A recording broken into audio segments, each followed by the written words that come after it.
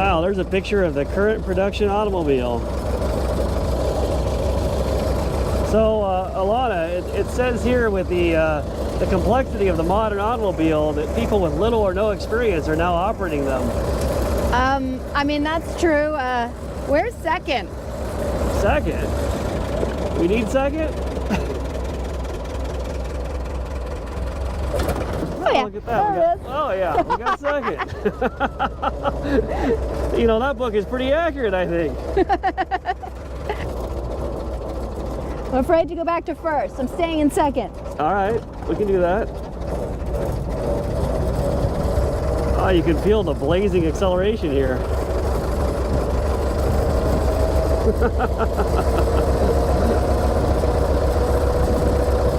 All right, we're gonna park this thing. We'll bring you guys back in a second.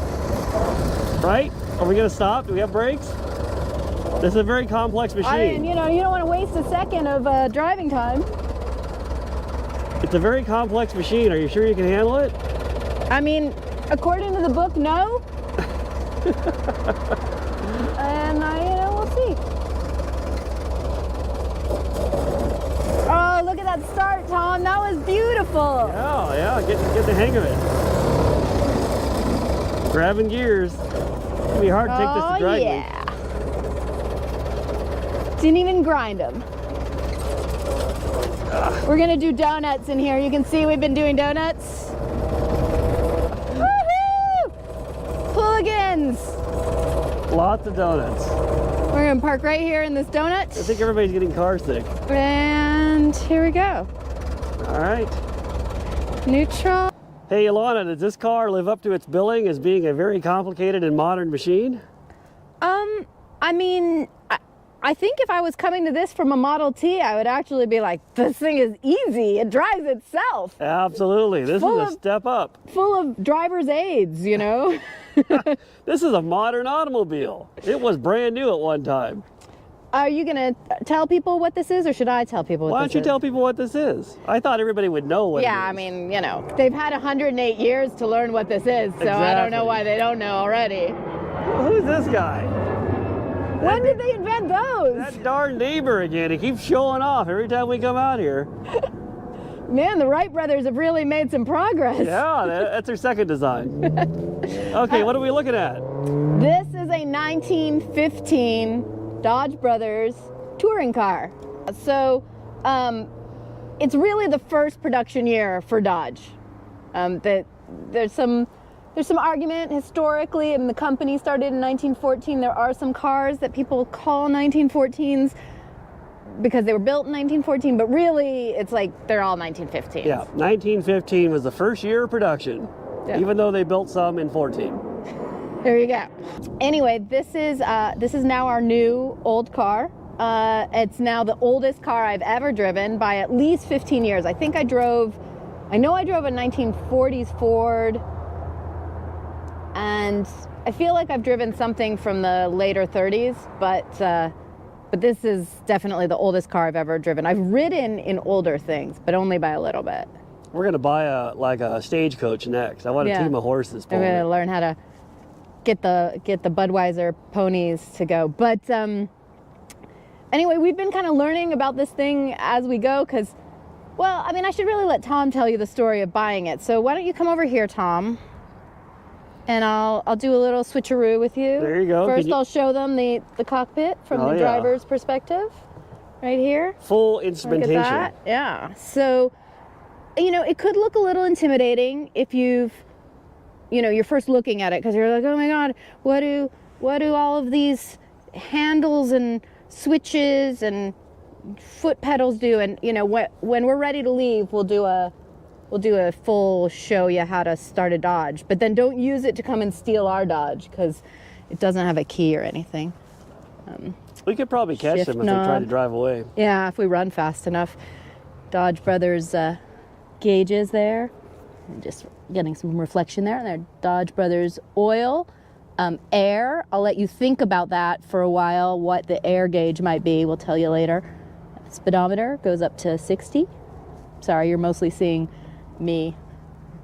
Battery gauge, So you could have had a key, right? Yeah, but we don't have a key. Yeah, we don't have a key. Can you believe they lost the key for this car?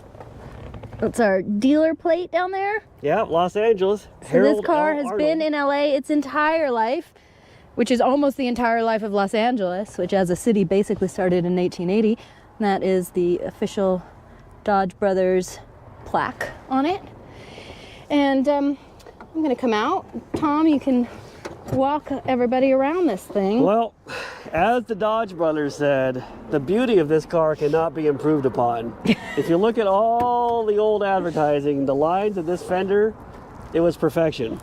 And you know, I'm gonna say, I know all the Ford guys gonna get real mad, but you know, if you compare this car to a Model T, I'm gonna say it's more attractive. It's very modern, obviously. For people that don't know, the Dodge Brothers, Horace and John, were building Model T sub-assemblies for Henry Ford from the beginning of Ford until about 1912 when they severed their relationship. What happened? Why did they sever their relationship? Well, there's a lot to the story, but Henry Ford was paying them dividends every year on their ownership. They owned 10% of Ford. And all of a sudden he stopped paying them dividends because he wanted to build the River Rouge plant, I believe. I hope I got that right. This is very old stuff. So he stopped paying all the stockholders dividends, and the Dodge Brothers sued him. And they won in court, where the judge basically told Henry Ford, yeah, you don't own your company, but your investors do. Henry Ford didn't like that, and so he gave the Dodge Brothers $25 million in 1912 money, which is a staggering amount, and effectively bought the Dodge Brothers out of Ford, and then no longer was Dodge supplying parts for Ford.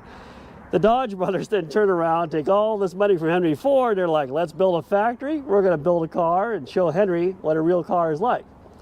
And in fact, John Dodge was famously quoted as saying, after he built this magnificent machine, someday people that own Fords are gonna want a quality automobile. And this is the result. Yeah, I'm gonna use that next time I have to write a resume.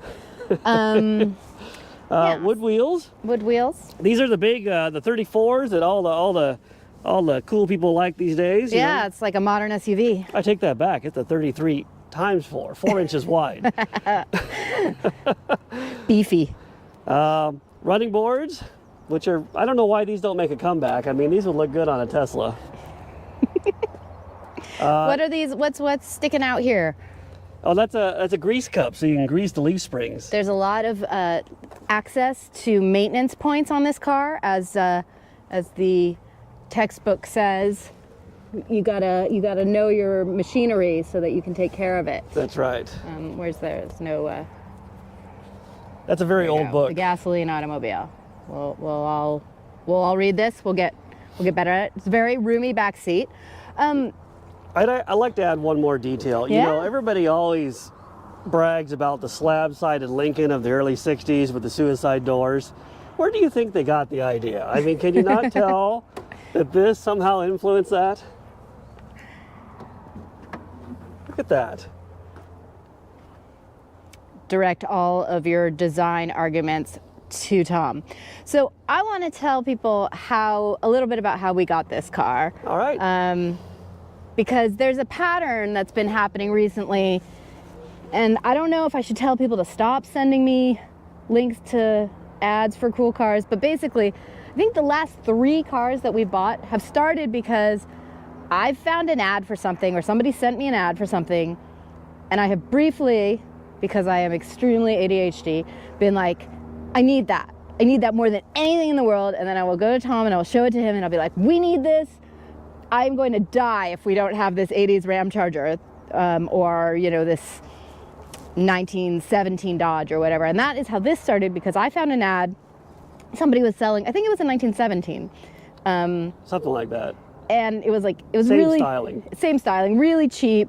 And I was like, that would be really fun. I'd been kind of kicking around the idea of getting an old car. I thought it would be interesting from a driving perspective to really understand what it was that people were dealing with when cars were new. Thought it might give me a different angle to talk about new cars when I'm doing that for work and stuff. And Wright brothers again. It's the neighbor again.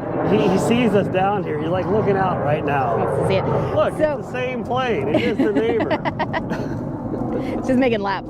So anyway, I had this thing. I was like, and I tell Tom, I figure he's going to be like sensible and say, Alana, we do not need a 100-year-old car. And he's like, no, we should totally buy that. But I was traveling and I had already kind of lost interest, and I didn't buy this car. When I finally called on that ad, they had sold it, and I was like, all right, well, forget it. But now I've got Tom stuck on this idea, right? And like once he's on an idea, he's like on the internet every day looking for these things for sale, and he kept finding them. They were like 20 grand, and I was like, absolutely not. Like, we are not spending 20 grand on like a car that's basically just gonna drive around our neighborhood. Although now that we own it, worth every penny. Exactly. Well, you're skipping ahead.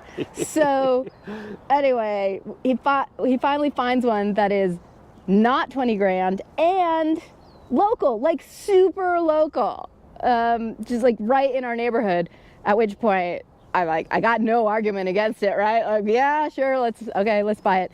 Yeah, George, if you're watching this video, thank you for being local. It Yes. makes buying the car so much Thank easier. you, George.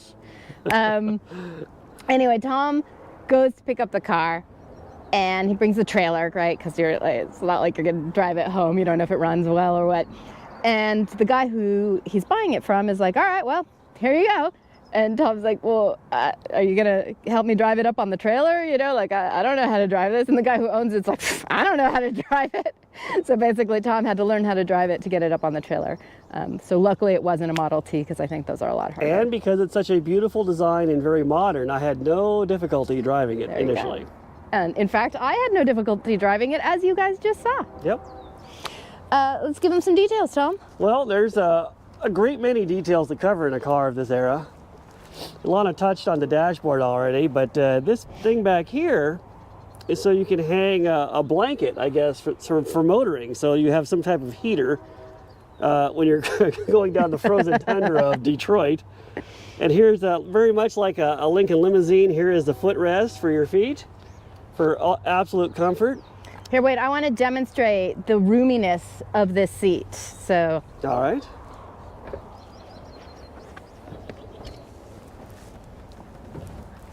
Yeah, now look at that footroom. You gotta have a Maybach. I don't even think a Maybach. nah, man, I've been in Bentleys that don't have this much footroom. Yeah, you see that? All right, let's go around the back. Let's show people. If you were in a drag race, this is probably what you guys would be seeing. We power away from you. It has a very cool stoplight. It actually says stop. California license plates, being a California car, of course, 1915. The top is pretty old. I don't think it's 108 years old. I think it was restored at some point. But it's so old again that you can't put it up. You'd have to redo it. But you can kind of see that it had these like kind of church window, and this was a stock design for these. I've seen pictures of the old ones. They had these like... The back window design is very cool on these early Dodges. So are the leaf spring design. I don't know if you guys can see how it's kind of a double leaf spring. Nice wraparound angle there. Lana, this tire's a little bald. Have you been doing burnouts? No, you did the burnout last time when you were trying to learn how to use the clutch. So brakes back here, these little drums. Here's the brakes. It has twice as many brakes as a Model T. One on each side. The Model T only has it on the transmission, apparently. We have to show the engine. Yeah? You want the honor? You want to hold the camera? I'll hold the camera because I haven't opened it before, so now I'm nervous about it. There's so much to learn, guys. Here we go. Behold. Very patinaed looking power plant. All right, I'll just hold here for a second while you guys all entertain yourselves by seeing what you recognize, what you don't. Mm-hmm. And we'll start off with a modern feature, serpentine belt. You thought that was a new thing? It's right there. Not new at all. it's a very lazy serpent. It's not making very many bends. A brass carburetor, because that's the material of choice for longevity. This is a vacuum tank system. This is how the gas is drawn from the back of the car to the front, if it was hooked up. somebody has bypassed it, but it uses manifold vacuum to create a vacuum, and this is a reservoir of gas, which would then gravity feed to the carburetor. If you guys remember this this gauge I was saying in here, this air gauge right there, that's for pressurizing the fuel tank. The top of the engine, 4 cylinders, 212 cubic inches. Does anybody care to guess what this is? We'll let you know a little bit later. Yeah, we'll come back to that. What's this big boy? That is the starter generator. The Dodge brothers were so forward thinking that this car came from the factory with 12-volt electric start in 1915. Most cars at the time had 6-volt. Henry had to get out and hand crank his Model T if he wanted to go anywhere. And this does have a crank option. You can see that we do have a crank for it, but you know, we're so modern we don't need to use it. What about on this side? This side. Ooh. This is where the lightning comes from, is this side of the car. Stealing a page out of Ice Grip's garage lingo. That, he would describe that as being the lightning whirler thing. Uh-huh. And water pump. Magneto then? Magneto, water pump, serpentine drive again. I like this coupling here. Yeah, it's very, very, very solid. Very tractor. That's a horn that we don't have. Don't have hooked up. And what are these little cuppy guys? These are primer cups. You unscrew these and you fill that with gasoline if you're in like a frozen tundra and you need to start the thing dead cold. Just a way of getting gas into the engine faster. I don't know what else to say about here. It's pretty straightforward. What else is special about the Dodge that maybe some of the other cars of that time period didn't have? Well, I mean, the key thing, well, a lot of cars didn't have a water pump. Model T had like a thermal siphon system where there was no pumping of the water, but the Dodge brothers decided to add a water pump. You know, the 12 volt is really the standout for me because most cars up until the 50s in America were 6-volt systems. But the Dodge brothers from day one made it a 12-volt system, and then they got away from 12 volts, I think in the late 20s, because the battery company told them, nobody else is buying these 12-volt batteries. It's never going to take off. You got to buy 6-volt. And so that's what they went to. So we haven't tried any of the lights yet, but, you know. I don't want to burn the car down. I think it might have original wiring. But those are pretty good. Those are electric lights, right? I mean, there were a lot of cars still at this time period that were still using older light technology. Should I try and start it? What? The people might want to see it idling. Oh, yeah. Well, let's hope it fires right up, huh? Should. Now that we've been hyping the 12-volt system, let's see if it does anything for us.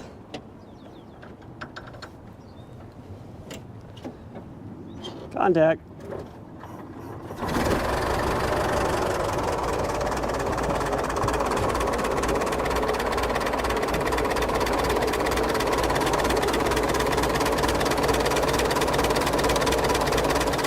Has anybody figured out this? Leave a comment.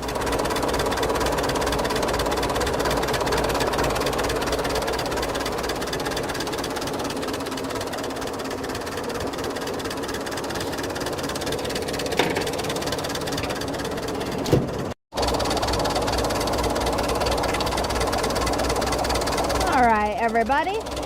This is something you probably haven't seen or heard before, unless you already own one.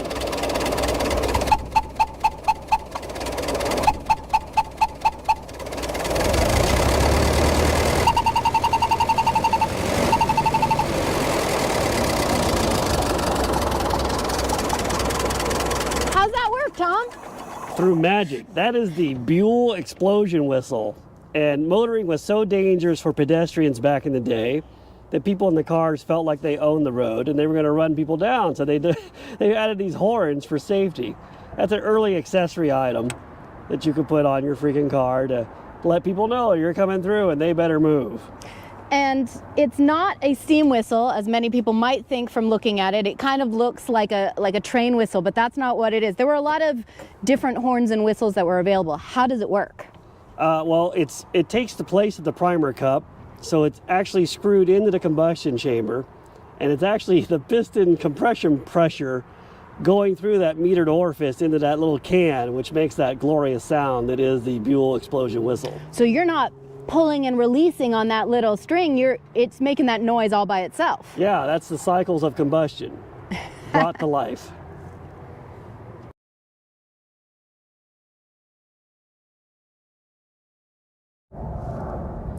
So we're going to take you through how to start the 1915 Dodge. You ready, Alana? I think so. All right. All right, let's see. We're in neutral, Yep. and we've got a fuel pump. Yep. Someone's added a more modern electric fuel pump. If it was the olden days, I'd be pumping up my. You'd have to pressurize the gas tank in the old days. There's a knob missing from this. If it was cold, this thing is a choke. You see how it's got ratcheting teeth on it? You can set the choke whatever level you want. Car's already warm, so we don't need that. Yeah. Can you grab the explosion whistle rope again? Yeah. What's that? We just This is the official explosion whistle handle. All right. It has a push button starter. You use your foot to turn the engine over. All right. So, but we're gonna bring up A little bit of a throttle. little bit of throttle. Yep. And then we'll leave the timing where it is. Yep. And give it a go. Yeah. Oh. Are you pushing it? There we go. There you go. There we go. Yeah, and then bring up the timing. That feels pretty good right there. And there we go. That's it. That's how you start the old Dodge. And then let's show people the pedals. So first of all, look at the gas pedal. You have a gas pedal, but also a hand throttle. So I'm controlling that with the hand throttle, but I could also do it with the foot throttle. Absolutely. So it can do it it's a little bit more, you can get a little more sensitivity with the hand throttle, just because this pedal doesn't have a lot of travel. Brake is in the normal place, the place you expect it on a modern car, and the clutch is where you expect it on a modern car. So really, this was a pretty high-tech automobile, pretty similar to what we're driving today, which is kind of awesome. Absolutely. Well, wow, it looks like it's alive. The glove box is moving. you know, it's all that horsepower. Hop in, man. Let's go for a Should I ride. sit in the back or the front? It's up to you. I think I'll sit in the back.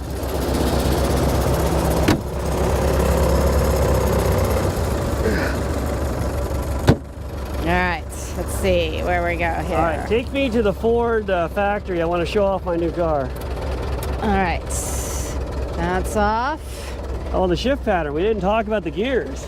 Yeah, so the shift pattern, it's a little difficult for me. I'm a tiny bit too short for this car. So that's first, and then that's second. So Yep. Did you see that? It's like a diagonal, and that's third. And reverse is where like second would be in an H pattern. I don't know why they ever got away from that. Okay, let's go for a ride. All right, let's go for a ride.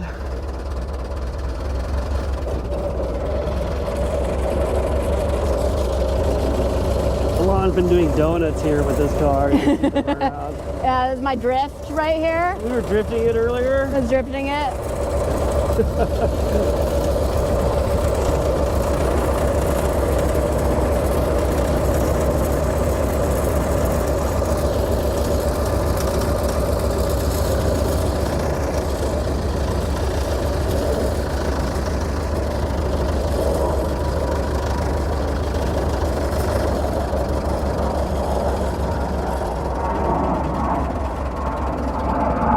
I went to turn signal. There's no turn signal. Gotta just do that.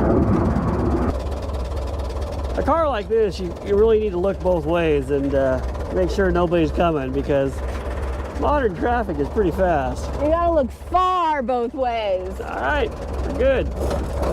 Punch There it. we go.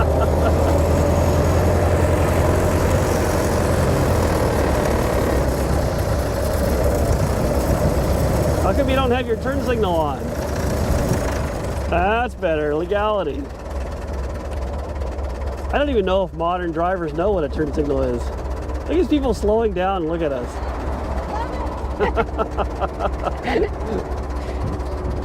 We're gonna make all kinds of friends now. I can't wait to go through the drive-thru. All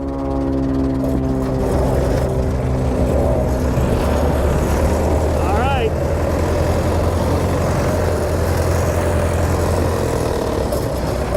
There we go. We got second. See, that's a power shift. We're gonna race our friend James Lippman, who has a Model T. Alana's practicing to take him out.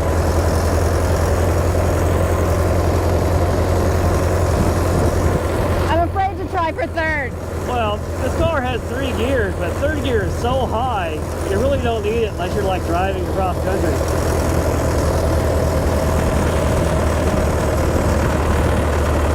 How's the handling? Do you think Hot Wheels has a kit for this? I think we have worse handling cars, honestly, that are much newer.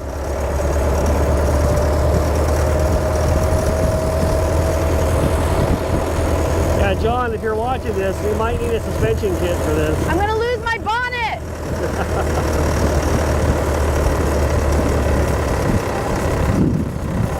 All right, well, I hope you guys enjoyed this little video of the old Dodge. The whole neighborhood is up in arms over it. They're trying to drive us out now. All right, guys. Well, if we do something else with this, we'll have to do another video of it. But for now, that's a wrap. Thanks for watching, and please like and subscribe, as everyone likes to say. There you go.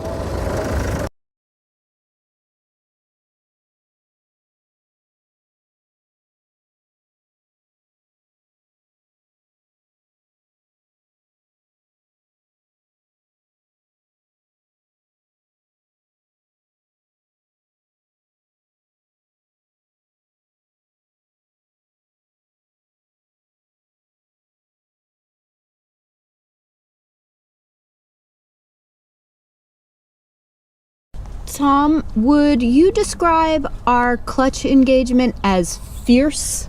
Fierce is a term I've never heard for clutch engagement, but yes, it applies to this car. It was fierce. Because it says here in the adjusting clutches, transmissions, and axles section of the Dykes Automobile and Gasoline Engine Encyclopedia that when cone clutch troubles are fierce, it is because of the clutch leather being dry or hard, and it can be remedied by applying neat's foot or castor oil, and first cleaning the leather with kerosene using an oil gun to remove any mineral oil.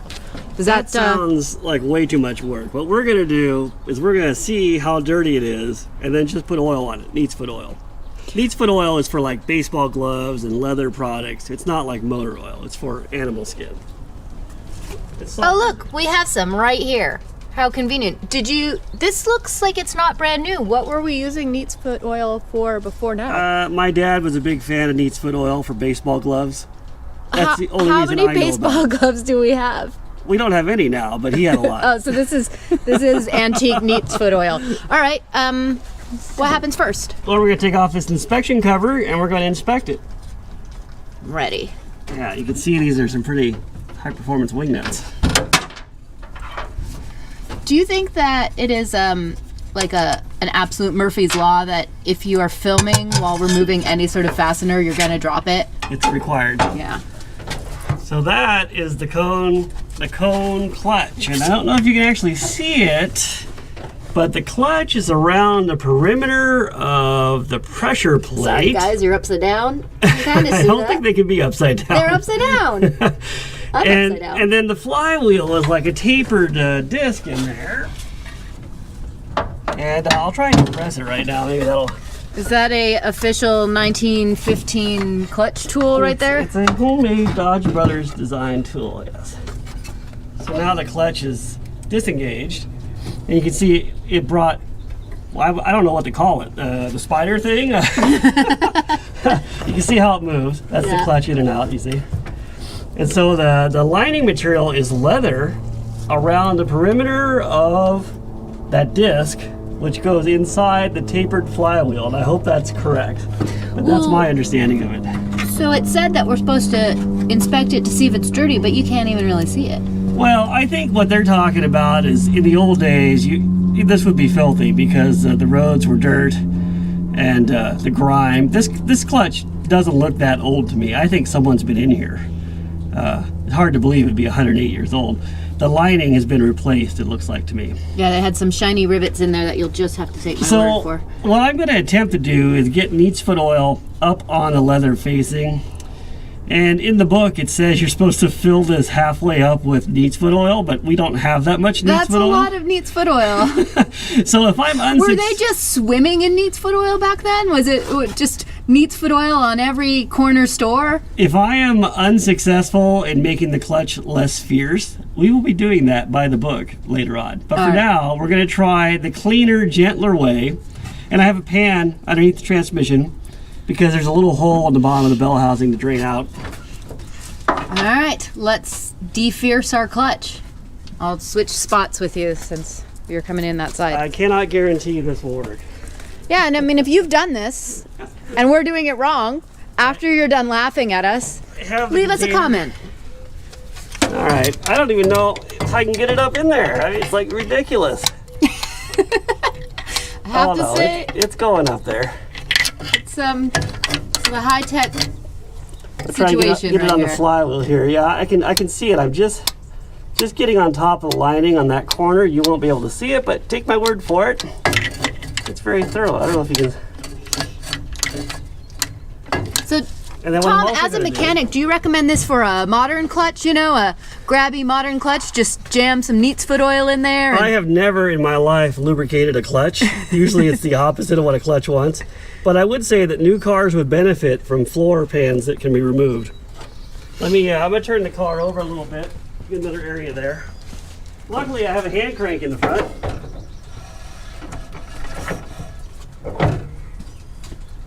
So we have a new area.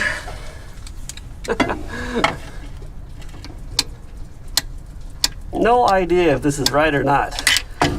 I tried to find a YouTube video, but there doesn't seem to be one.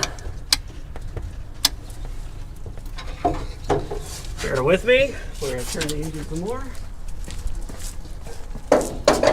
If you have a Tesla, you might want to add this so you can lubricate your clutch. You're gonna have to practice that, Tom. Well, it isn't that easy. Luckily the spark is off, so it's not going to kill me.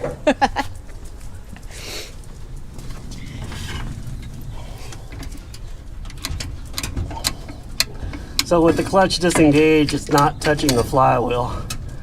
So I'm hoping to get a generous amount in there to make our clutch less fierce. What about this wiener dog? Can you make him less fierce? I'm glad this thing is only 4-to-1 compression.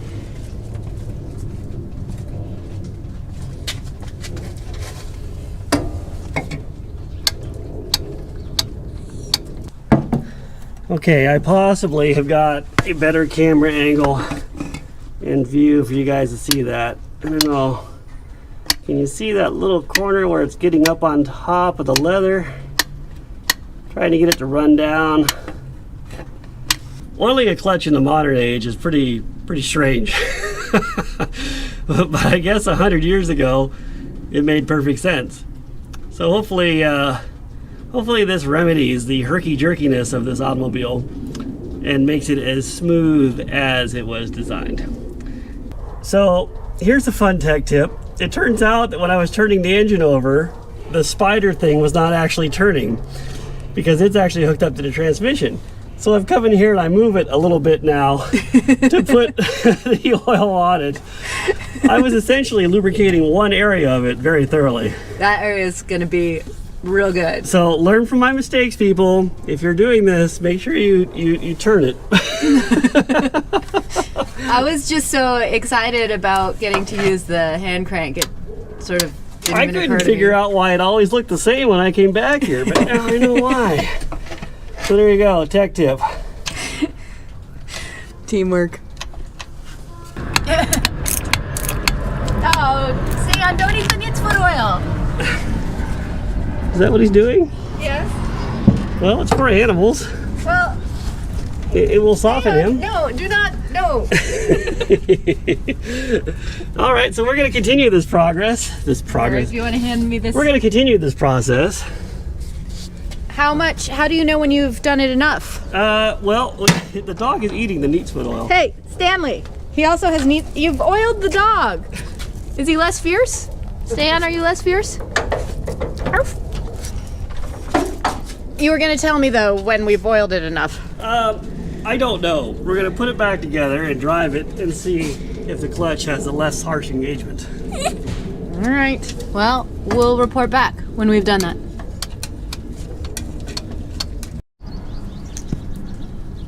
All right, look at that. Cover back on. I don't know if this goes here. Which one's which? That's the right one there. Yeah. Got the little cutout. Well, this one has all kinds of cutouts in it. Oh, right. But that makes sense. Well, we need this little ferrule. This goes on the speedometer. Yeah, we need that because otherwise we won't know if we're going 25 or 30 miles an hour. Yeah, I don't know why they decided the speedometer cable had to live like right here. Well, where else are you gonna put it? It's a little challenging to plug in. It's because your hands are all greasy with neat's foot oil. By the way, if you were concerned about the dogs, I did go look up neat's foot oil, and it has to be eaten in great quantity to cause harm to a dog. But it is not recommended that they eat it, so it's a good thing I stopped Stanley. Although he is much softer now.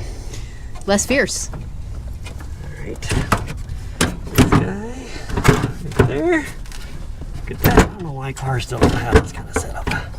Wow, this linoleum or whatever it is pretty freaking old. Look at that. It's like an artifact. Gotta be gentle. Look at the construction of this board. That is an extremely fine board. So I assume that Dodge had their boards made. It wasn't like, isn't there a story about Ford, like the crate, packing crate they came in becomes the floorboard? Yeah, there was something like that. Like the mohair came in oak crates or something like that.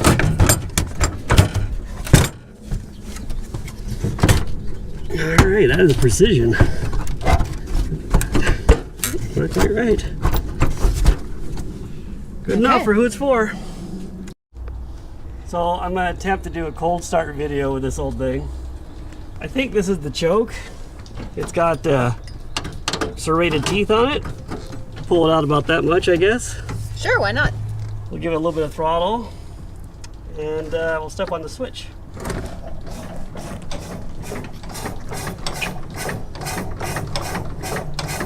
In the old days, people weren't in a hurry.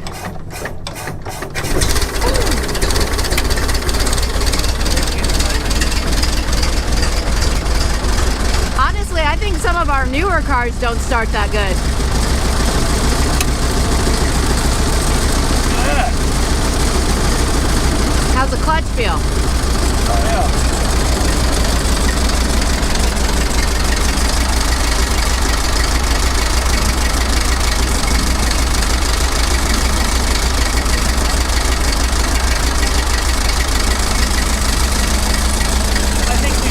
Disperse the neat foot oil.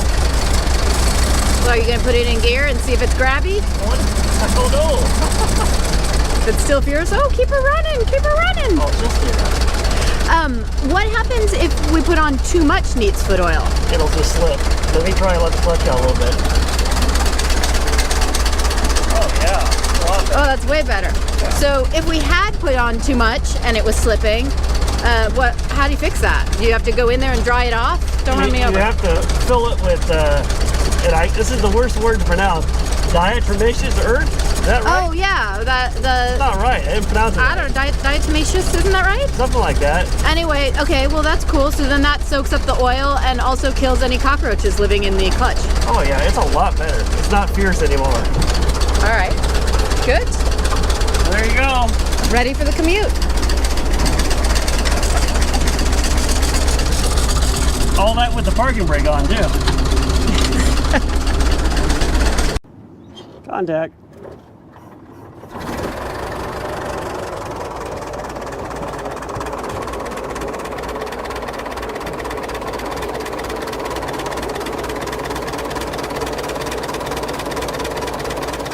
Has anybody figured out this?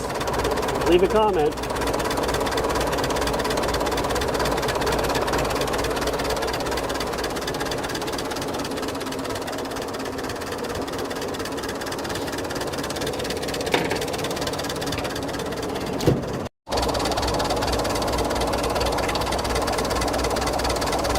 everybody.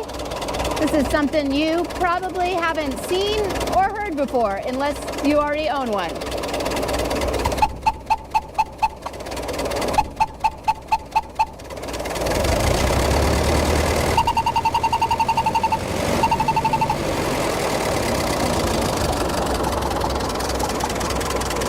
How's that work, Tom? Through magic. That is the Buell explosion whistle. And motoring was so dangerous for pedestrians back in the day that people in the cars felt like they owned the road and they were going to run people down. So they added these horns for safety. That's an early accessory item that you could put on your freaking car to let people know you're coming through and they better move. And it's not a steam whistle, as many people might think from looking at it. It kind of looks like a train whistle, but that's not what it is. There were a lot of different horns and whistles that were available. How does it work? Well, it takes the place of the primer cup, so it's actually screwed into the combustion chamber, and it's actually the piston compression pressure going through that metered orifice into that little can, which makes that glorious sound that is the Buell explosion whistle. So you're not pulling and releasing on that little string, it's making that noise all by itself. Yeah, that's the cycles of combustion brought to life.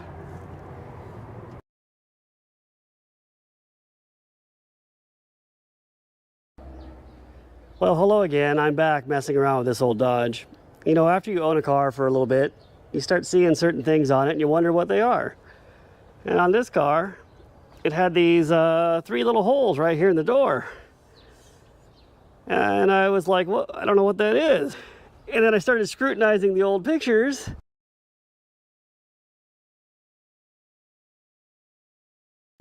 And sure enough, it's a horn. So that led me to eBay, where I bought this. It's a Klaxon Auga horn, I guess. And you see the pattern? Look at that pattern. You put it in place, and it matches up perfectly. So, I'm going to put this horn back where it belongs, its rightful place. Bring it back after it's on. Well, there it is, Klaxon. In case you were wondering what it looks like in here, I think that might be the original door panel.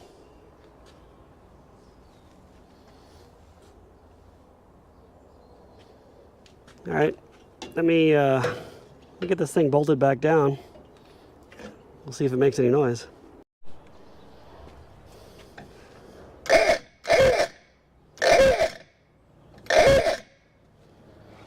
I don't know if it comes across on camera, but that thing is pretty loud. Now I don't have to wonder what those 3 holes are for. I know definitively. This car has a lot of horns on it. All right, thanks for watching.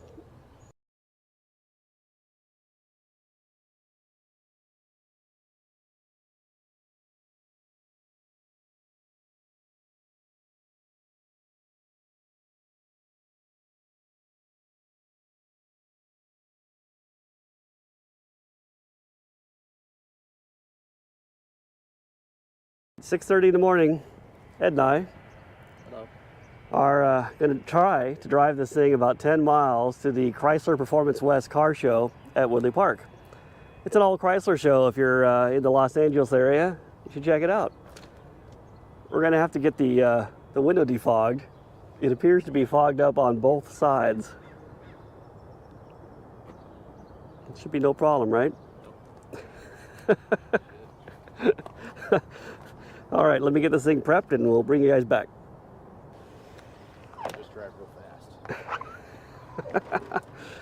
All right, I think we're ready for travel. Cold start, 1915 Dodge. What do we do?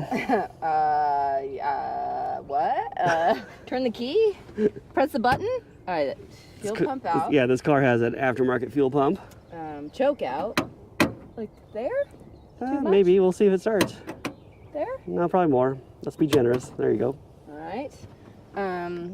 Give it some throttle. Let's make sure the kill switch is in.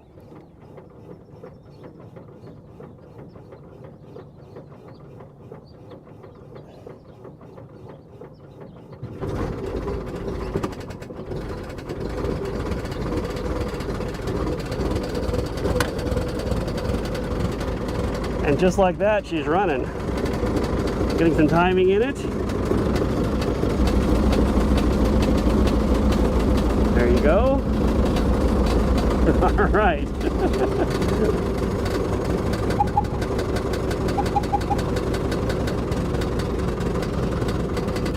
We got some good oil pressure. We got at least, well, it's pegged the gauge, something more than 4. We're gonna try and limp this thing out of here.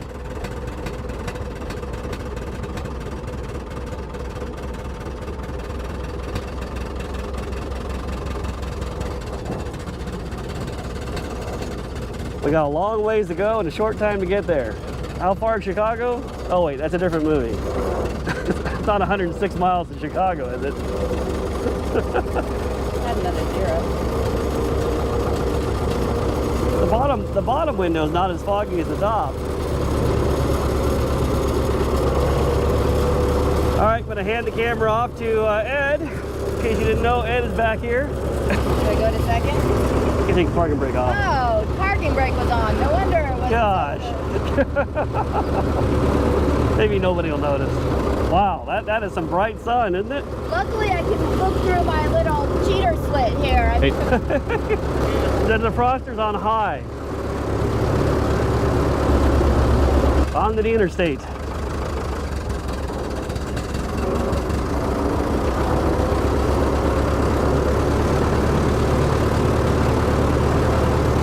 All right, should I try it?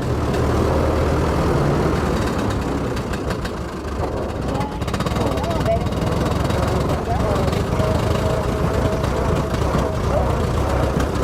A little lurchy, Tom.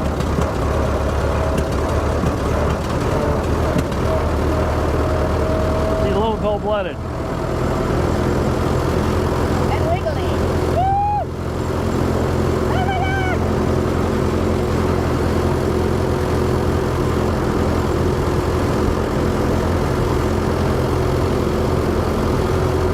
I don't have any turn signals. This is terrifying. Oh, you better make that. Oh, you can't make I the can't light. make the light. Gotta do it all again.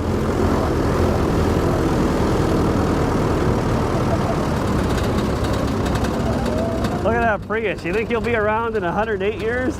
Wow, we've never been on a big street. This is very scary. All right, let's go. There's a red light. Woo!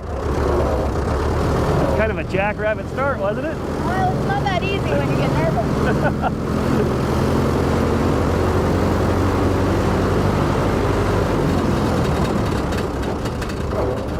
Oh yeah, he's a king. Come on. Come on, buddy. You got this.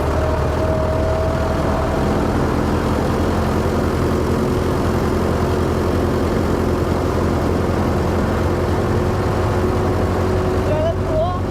Yeah, oh yeah, definitely. Gonna go over that extra gear? No, I'm afraid of it. You want to do it? No. Do you think I need to? Yeah. I don't know how. You go forward. We gotta go faster. I'll put the clutch in. You do it. All right. Clutch is in. That's it. Sweet.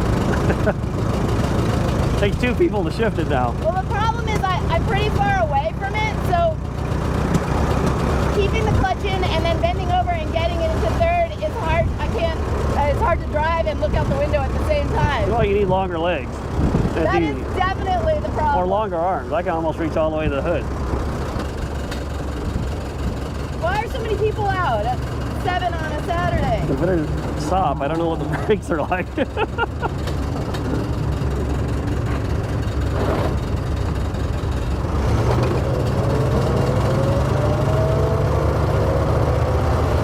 Oh, law abiding. I know my signals. I recently took traffic school.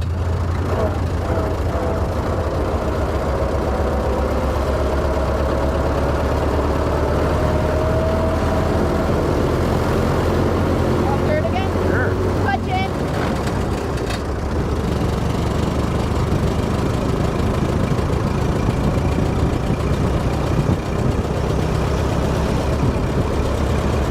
Look how well that defroster works. I doubted it, but it's really pretty good. Woo. Oh, we're going a little fast. There's a little bit of camber in the road there, moving around.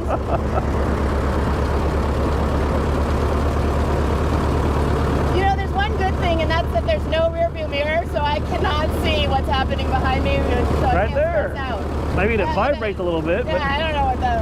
Yeah. I can see some blur there. Oh, we're fogging up again. It's too hot in here, too warm.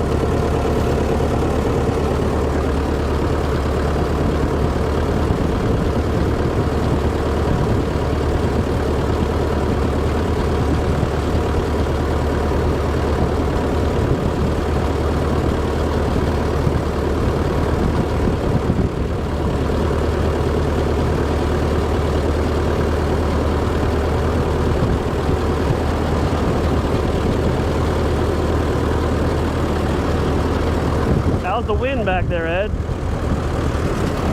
You can't look around too much or it moves.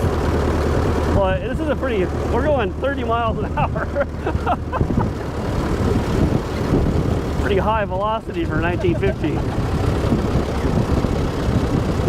Half its capacity. Look at the Wright brothers. They got all kinds of new planes out. Yeah, they've really been working. Really been improving their game. All right, coming down.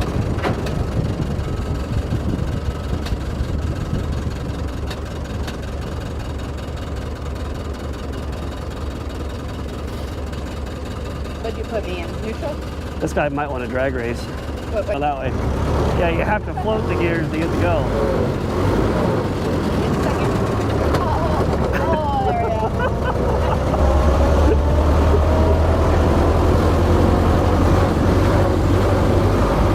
Ready? Yeah. Plug in. I don't know about this two-person shifting. A little complicated. It's like the old days where you'd be oiling for me. You don't need a riding mechanic. This is not a race I'm not a car. riding mechanic. Don't hit me. You have a horn. You have multiple I horns. have multiple horns. I don't want to take any hands off the wheel. This is requiring a lot. It's requiring all of my brain. Oh, look at this. Oh dear. Stay on that. There you go. Oh, it's just wide enough.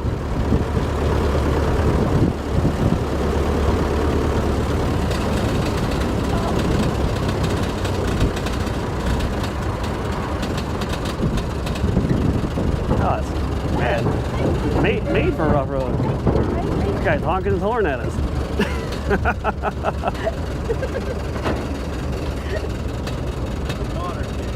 I know, man. Look at that brand new thing. God, what is that, a 2023? What is that thing? All right.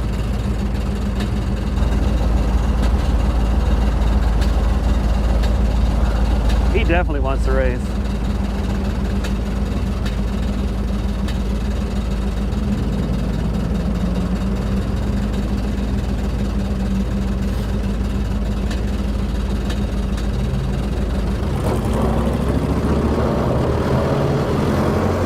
Plug in.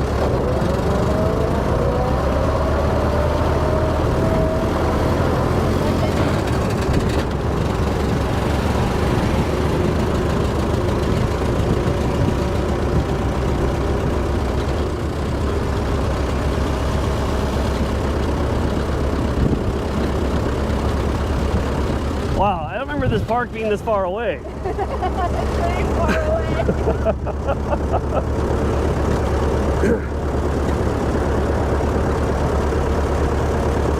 All the other cars go so fast. Oh, let's see what our speed is. Yeah. Ah, Oh, we gotta come back and peg we it. can't- We didn't peg it. We didn't even get a. We're so slow, we're not on the radar. The radar signature of this car is like an ant. This thing is like a stealth bomber.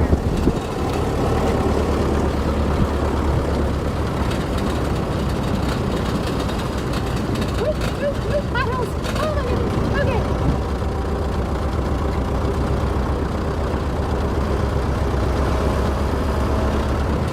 Oh, what's this guy doing? He thinks I can stop? He figured he had plenty of time, you'd never get there. Sorry. Sorry, wheels.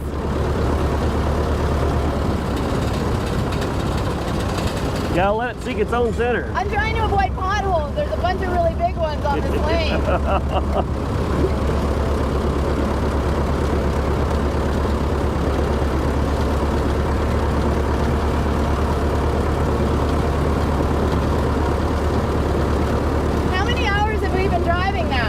You know, this is the bit. This is really far.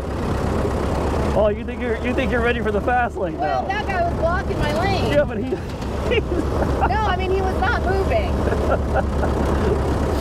And also, we're gonna have to turn soon. That is true, I guess.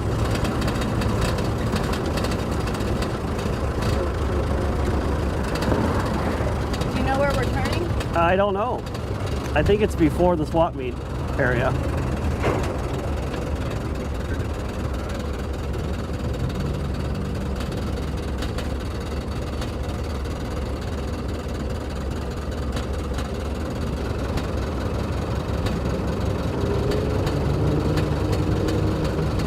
Switching up the procedure, Tom.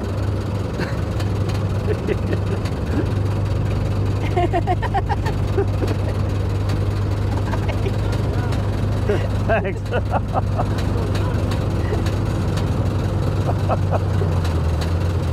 I don't know what's so unusual.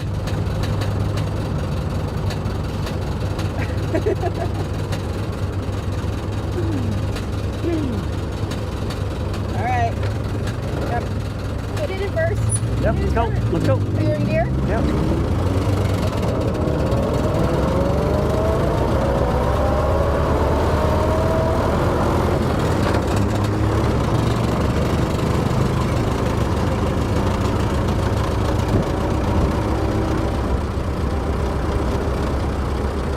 So keep going. Okay. Not that one. Not that one. This one? I think it might be the next one after that car. I don't This know. one, right? After the car, I think. After the car. You mean? After that last car. Okay. Maybe? Yeah. Yeah. Pull in there. Pull in there. Pull in there. The rough downshift.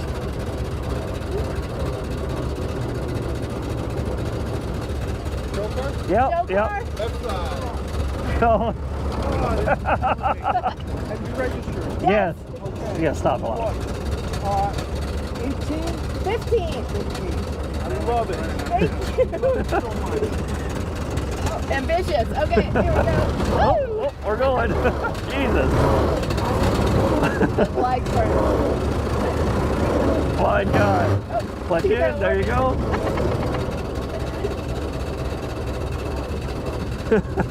Hi. Don't make me stop. Yes. Ilana.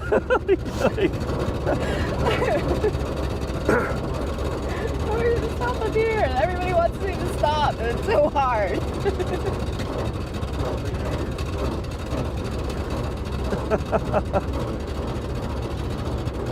Clutch in.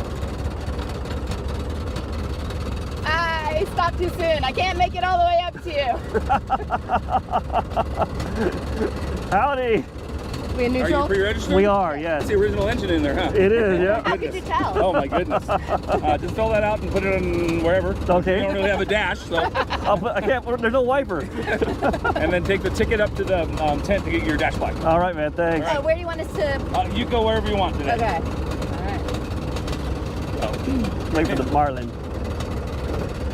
Oh, there's This Diane. thing is crazy. This thing is crazy. 1915. We still neutral? Diane right there. I see. So is there a weird shifting thing on this? Everything's So weird. weird. There's no synchronizers. Oh my goodness. The pattern is funky. Oh my gosh. This was the longest and scariest drive I've ever How far done. did you go? How far did you About go? 10 2 miles. 10 miles? Oh no, my like goodness. 2 miles. Oh, 2? No, it's a fish story. It's 10 miles at least. It was this long. Wow. No, everybody, it's early, so everyone's trying to like get where they're going, so they're all like going, where we're going. Does the horn work? There are Oh, we got all multiple kinds of horns. Yeah. Oh my goodness. And then That this one, is it push? Push it. Hey, there you go. Nice. Okay, All right. second. All right. This is almost a successful journey. Oh, look at that. We're going. All right, where do you want? I want to go over here. This lane? Yeah, one of the first lanes over This to one or that one? the next one, but towards Okay. the front more.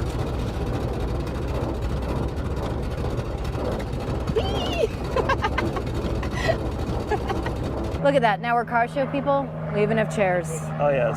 Yeah. Show car. Show car. All right, well, let's go away from it so we don't have to talk to anybody. Not that we don't like talking to people, but when you have an old car like that and you go to a car show, everybody wants to talk to you about it. Hey, Vice.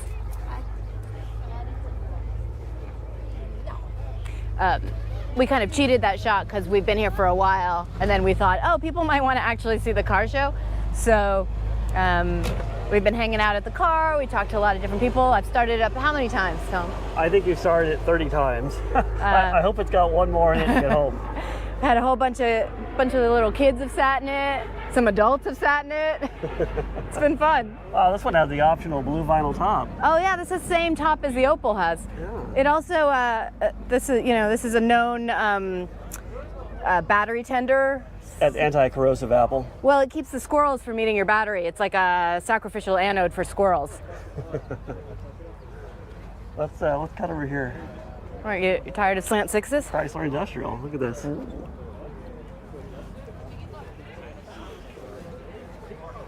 I mean, that carburetor on that 6 looked enormous compared to the carburetor on our Dodge. Even some new cars here. Yeah, these are just little babies. I know, because I'm in the middle of the car. I'll send you pictures. Yeah, it's We're giving you guys it the goes on tomorrow. what do you call it? The ground level tour. We're giving you guys the ground level tour. Yeah, we're not very good at this, honestly. We should be. We should have had a plan. There's the best looking Camaro ever made. Watch your head. Let's go look at this Challenger, which is a very nice color. The blue one. Yeah, It's like is that B7 blue? I feel like that might be B7 blue. Yeah, this is the color of my Challenger, which If you're a Chrysler nerd, B7 is the paint code for this blue color. let's see. They've nicely given us a build sheet.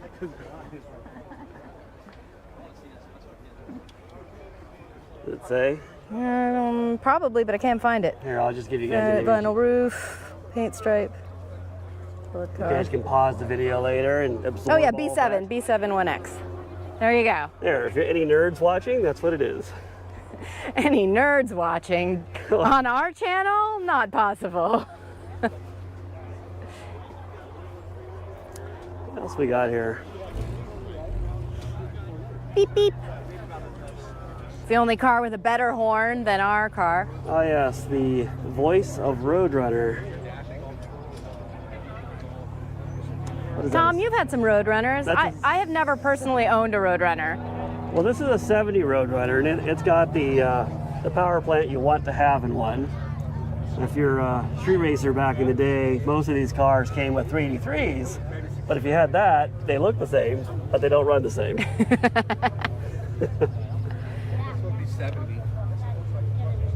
Now, speaking of interesting induction and power plants, what's over here? Oh yeah. Look at the molding on this.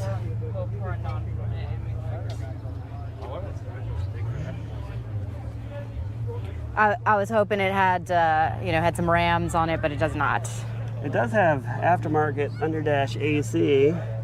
Oh, can we put that into the 1915? I don't think the 15 Dodge needs air conditioning. What about heat? I better show the power plant too. Yeah. 4-barrel B series V8. Looks like probably a 3D3, 361. Cute little air cleaner cover on it. With this bare metal GTX over here is looking pretty rock and roll. Oh yeah, look at that. It was so shiny, I didn't even notice it. I don't see too many bare metal cars anymore.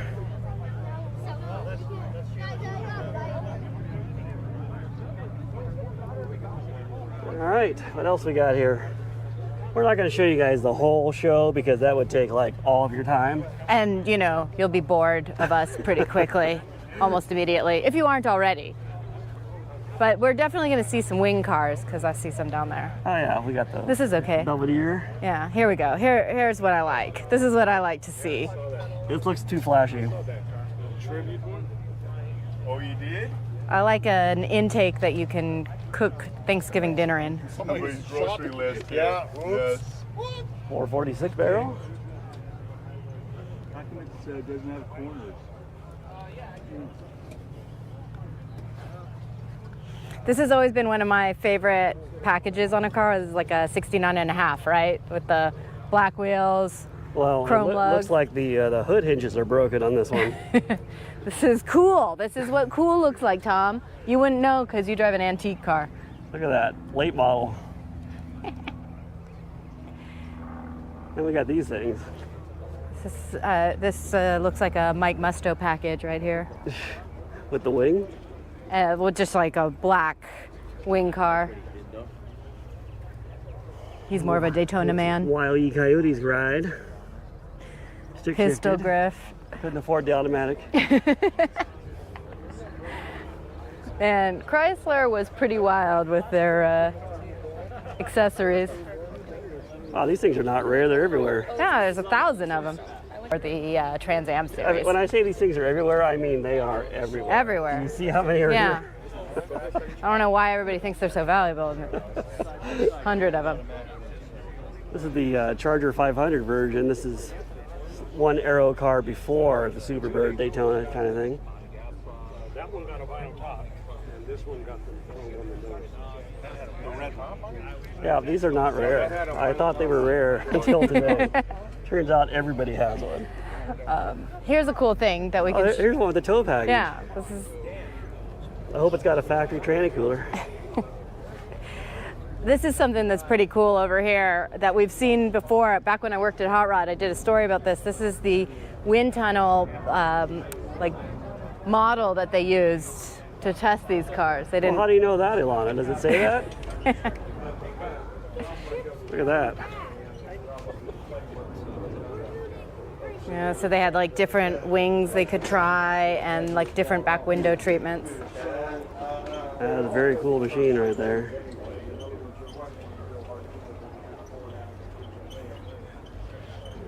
Oh, look at this one. This is more the style we would own.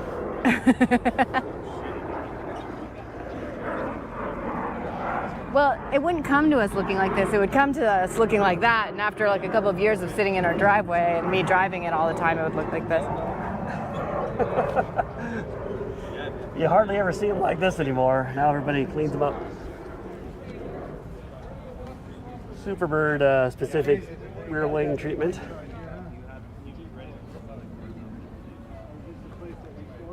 All right. Okay. That's a pretty good tour. I mean, you guys would have to be here to take it all in because there's a lot more. Yeah, I mean, there's parts and stuff over there, but What is that? Let's go over there. What's going on here? we definitely need more customs in our lives.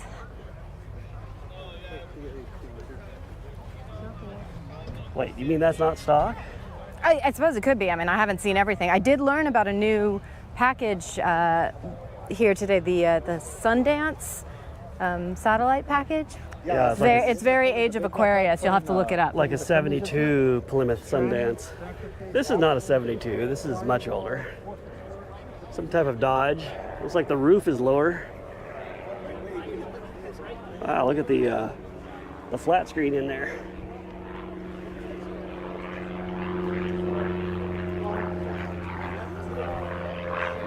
All right.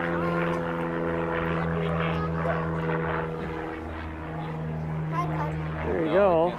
Oh wait, there's a van. Gotta check out the van. Oh, you're gonna look at the Ram Charger? I'm gonna look at the Ram Charger and the van. Big fan of Ram Chargers. If only we had a Ram Charger. Yeah. Custom street van. My brother Jerry had a custom street van in the 70s. His was a Ford. The interior of that one. Wow. Could use more shag carpet, but I'm not complaining.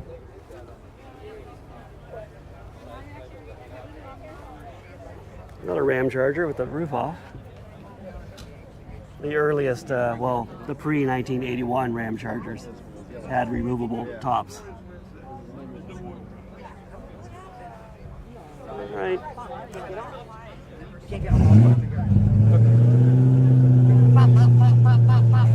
Well, and that to me sounds like the universal call for the end of the car show. The first guy who's like, I'm done with this. I want to go home. I shouldn't have had a hot dog for breakfast. No. Let's wander over here. We will end this on the most beautiful car here. I don't understand why how have we not stopped? It's yet to be judged, but this is going to be judged. I have no doubt that this will be judged the most beautiful car at the show. Saw that. Hey, we got that on tape. All right, the most beautiful car at the show by far, clearly. There you go, Ilana. The Chrysler Performance West car show at Woodley Park. Fantastic. If you can make it, come on down.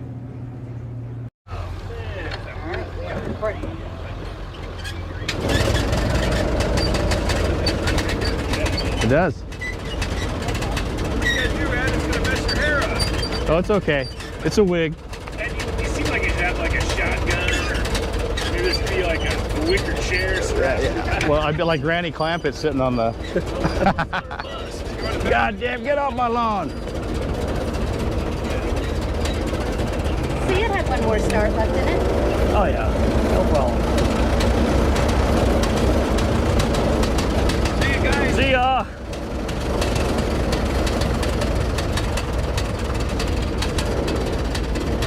That's the red and white only club right there. We're not They're members. not allowed.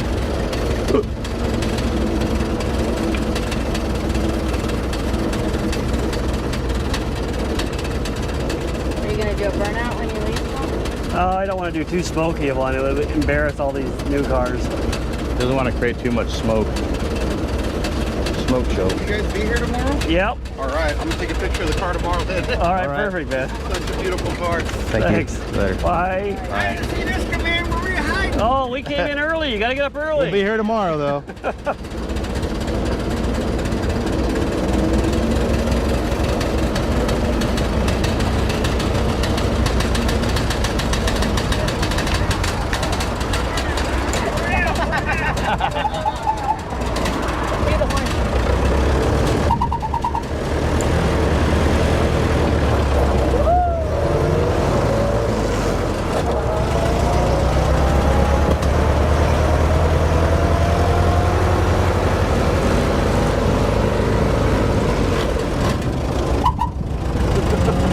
All right, that's it. I mean, I don't want to curse us. I can't say we've successfully made it to the car show and back, but we successfully made it to the car show and another fine video production from Tom and Alana. Oh no, my hat! I think Ed caught it.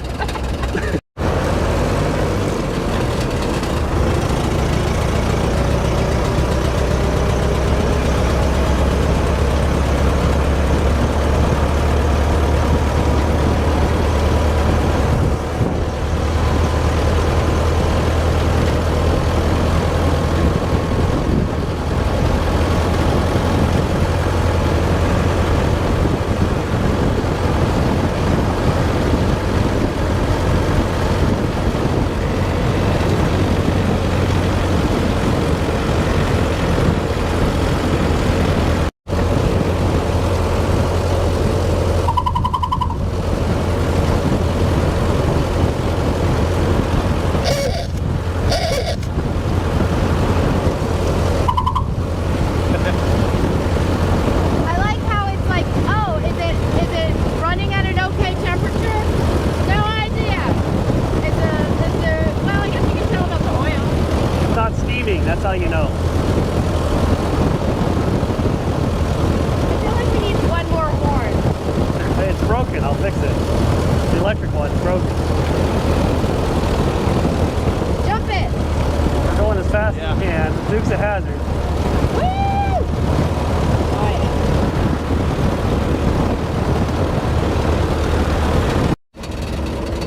Oh, look at these people and their appliances.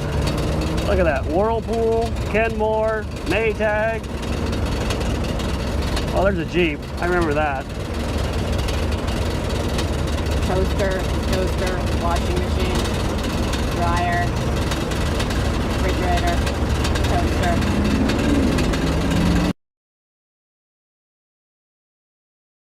Even in 1915, people were hot rodding their automobiles. Underneath this car is a cast iron exhaust cutout. Look at that thing. It's got like an oval shaped hole of substantial diameter. It's got a mechanical linkage going up to the driver's compartment. This car is pretty menacing sounding with that thing open. You can imagine pulling up in front of the general store and announcing your presence. Let's do a little video of it closed and running, so you can be as amused as I am of the sound of a 212 cubic inch 4-cylinder. There's the mechanism that makes it all happen. If you're in town, you could have it in this setting, or if you're a rebel, set it up like that. Open exhaust. Probably doubles the horsepower of this thing. Let's get it fired up so you guys can hear what it sounds like. Stand by.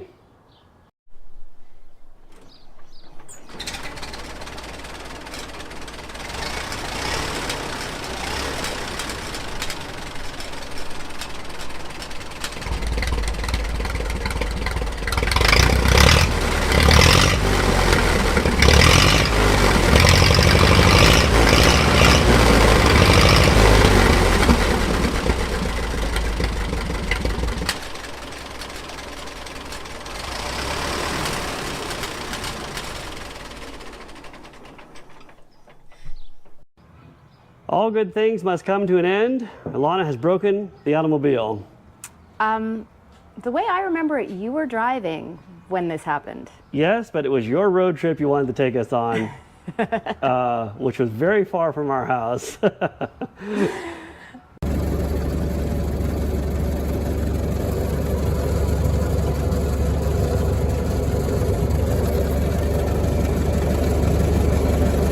In the morning, Alana. Where are we driving to? Arcadia. Which is like 100 miles from here? 27. 27 miles. 31 on surface. 31 miles. There you go.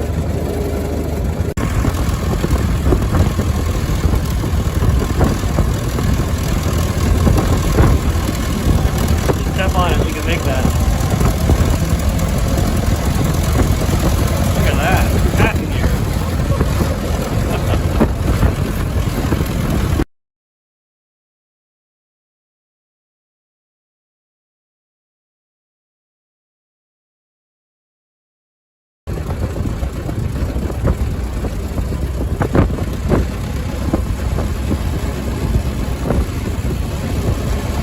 Speed limit says 45 miles an hour, Alana.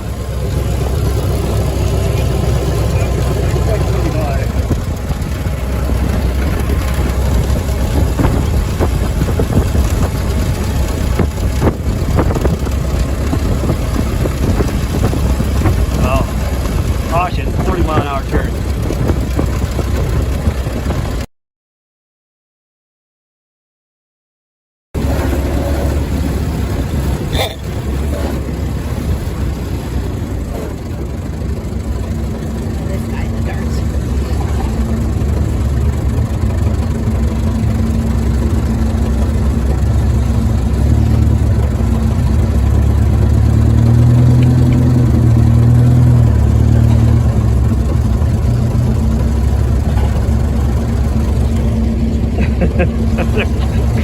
Crazy thing, guys.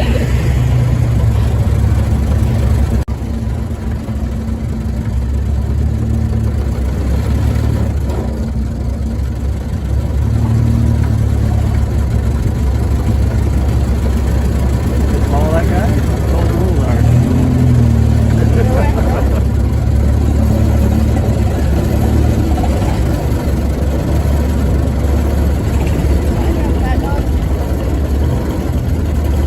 All right.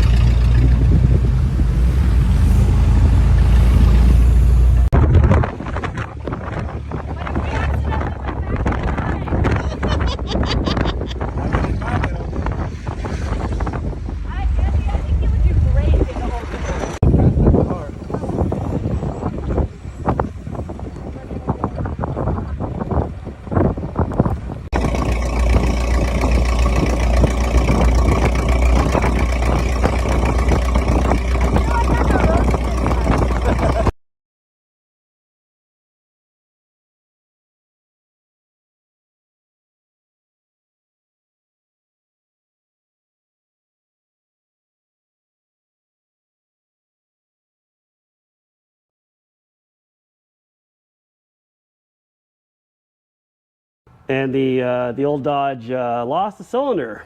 I think it's a burned valve. It still runs. We actually drove it on 3 cylinders, quite a few miles. 7 miles or something on 3 cylinders. But very disappointing when something this old all of a sudden stops working. You're like, we just stared at each other like, what just happened? I mean, I think it's actually just totally incredible that something this old works in the first place. So I'm going to think about it as, you know, more optimistic, like we had a really good time and now we get to see what's inside. I will add that we've had this car quite a while now. We've actually driven it about 300 miles total. And not like for like special occasions. We took it for like barbecues at friends' houses and ran some errands. I don't remember.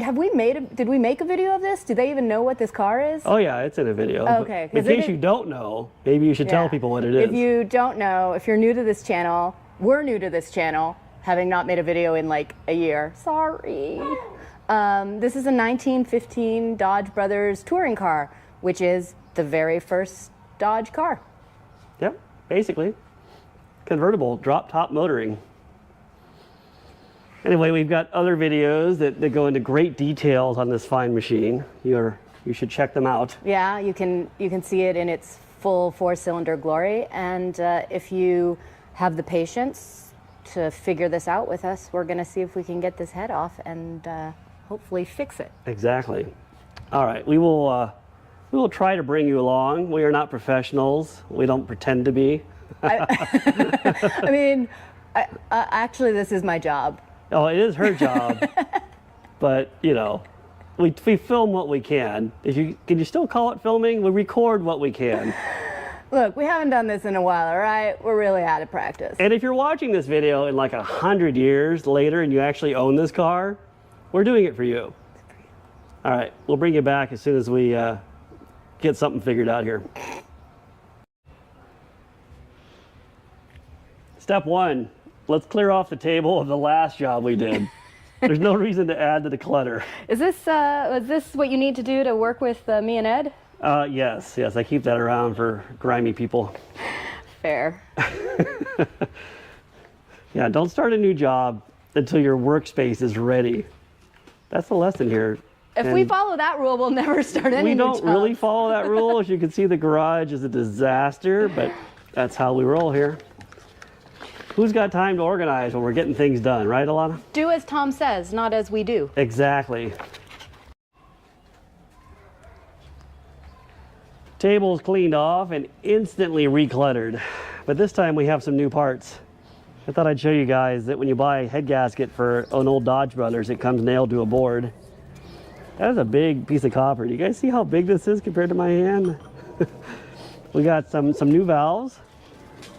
We have round keeper holes. It takes these little pins to hold them in place. And I got some new valve springs because, you know, you don't want old valve springs on a high-performance power plant like this one. Anyway, I just thought it'd be funny to lay out the new parts before we take apart the old parts. And there you go. Back in a minute. All right, Lana, let's get the wires and the plugs out. All right, I'm going to use the biggest pliers in existence on the smallest pieces because somehow I can't find any smaller pliers. These spark plug wires are not like your common modern vehicle. We have, these guys are little hats. They got little hats on them.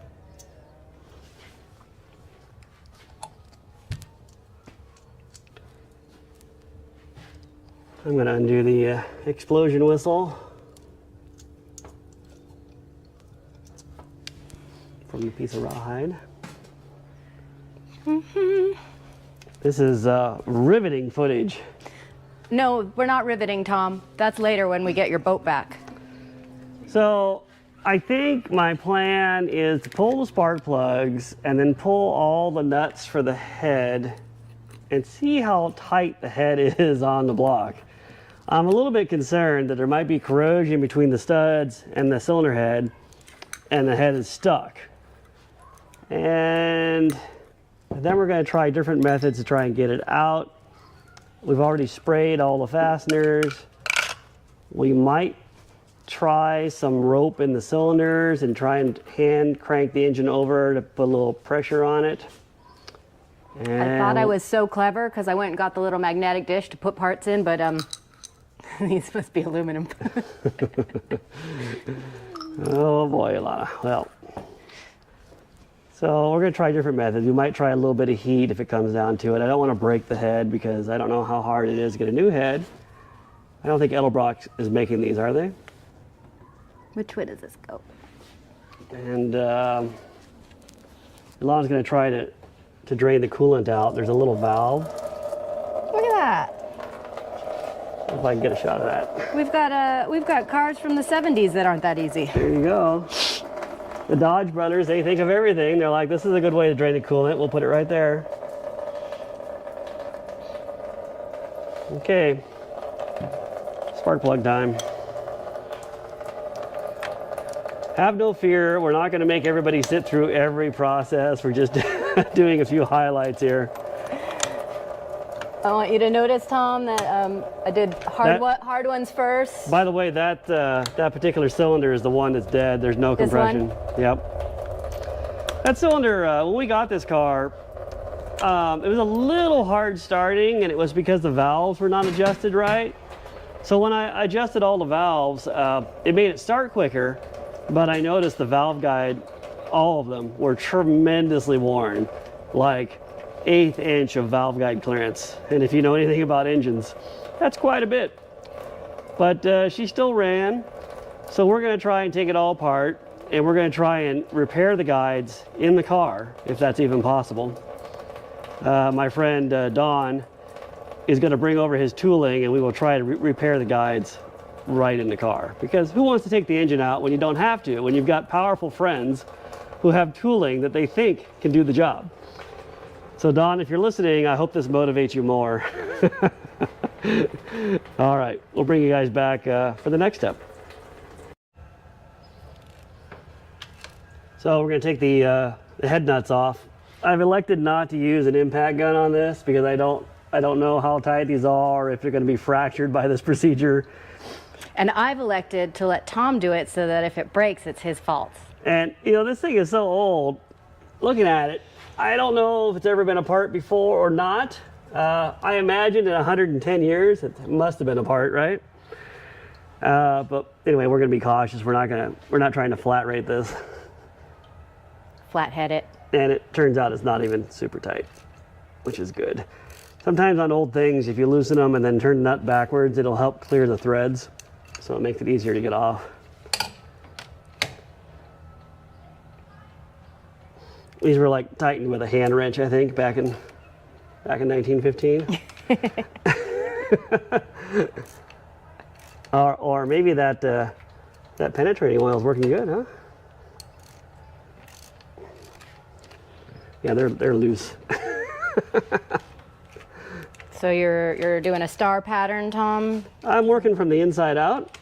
You know, we don't want to warp the head. This is a performance engine, you know.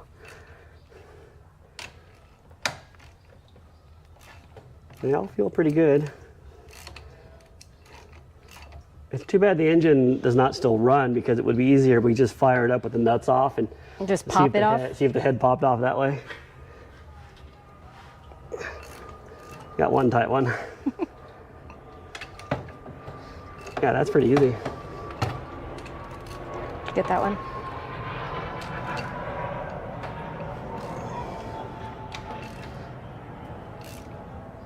That one feels a little gummy. We're going to work it back and forth.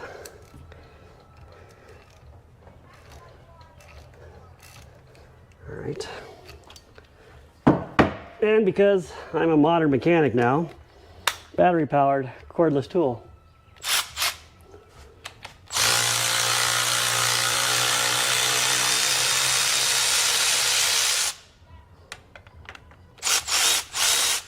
Well, here's one, but the nut's stuck in there. He lives there now.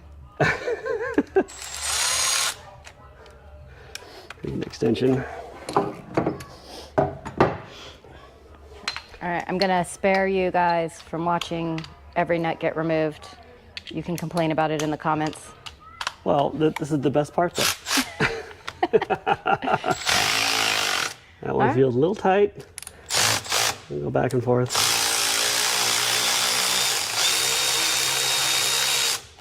Since it's Tom who edits these, I'll just keep rolling.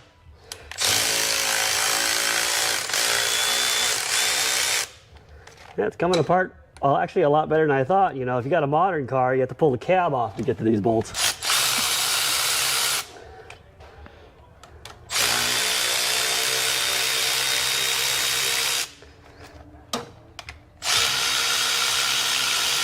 All right, as chief editor, I think we'll bring you guys back when we get this test done. What would be the modern equivalent of a Dodge Brothers? I mean, would you say it would be Ram would be the most direct lineage because they were originally trucks, or? Well, you're going to set the internet ablaze with debate on this, but the Chrysler Corporation went out of business in 1985.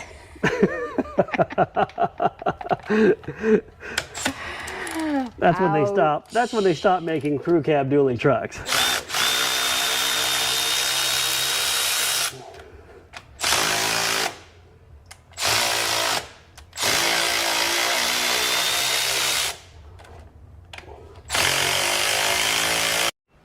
Is the battery even hooked up? It's the electric horn telling us yes. Tom, what are you doing? Why is the battery supposed to be hooked up? I think we're going to try cranking the engine over. There's no head nuts on it now, and see if that helps to lift the head off at all. Ever increasing levels of aggressiveness on this. All right, I'm going to crank it over. I see air coming out. The head didn't magically pop off, huh? It didn't shoot up to the ceiling. Okay.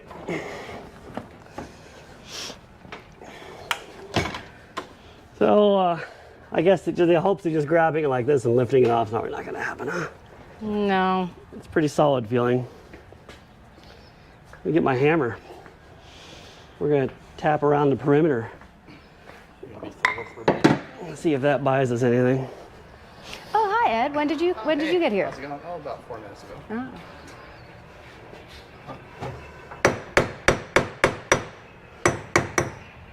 Feels like a solid piece of cast iron. Oh my gosh. All right, let's think about it. We'll come back. Okay. Stan, are you doing a lot of good work? I don't think you are. What are you doing? Fishing?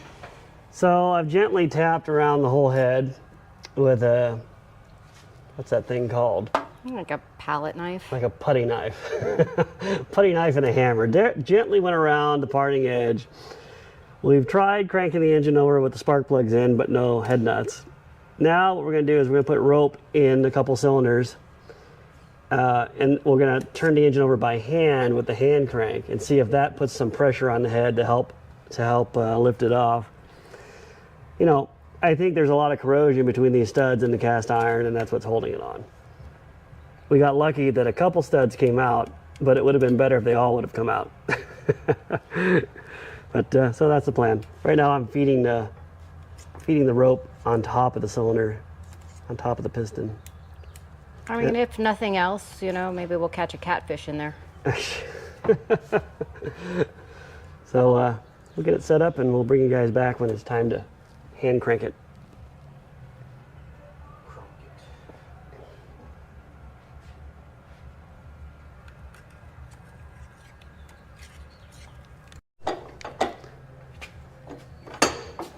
So we've got a length of rope in there. Hopefully the pistons smash it. Funny thing, Alana, we don't have enough rope in there. I can still turn the engine over. All right, more rope has to go in. Well, there is 50 feet of rope in this engine, and you can still turn it over. I am very disappointed with the YouTube video I watched on putting rope in here. This engine is 4-to-1 compression. We got It's enough. probably like 6-to-1 now, huh? Yeah, we got enough rope in there. It's at least 6-to-1 now. There's 50 feet of rope in it. You can still turn the engine over fine. Hey, Tom, would you say that you're at... The end of my rope. Yeah. Yes. Here, we're going to withdraw the rope at this point because I'm convinced the rope didn't work for us. Watch, it just comes out with a piston attached.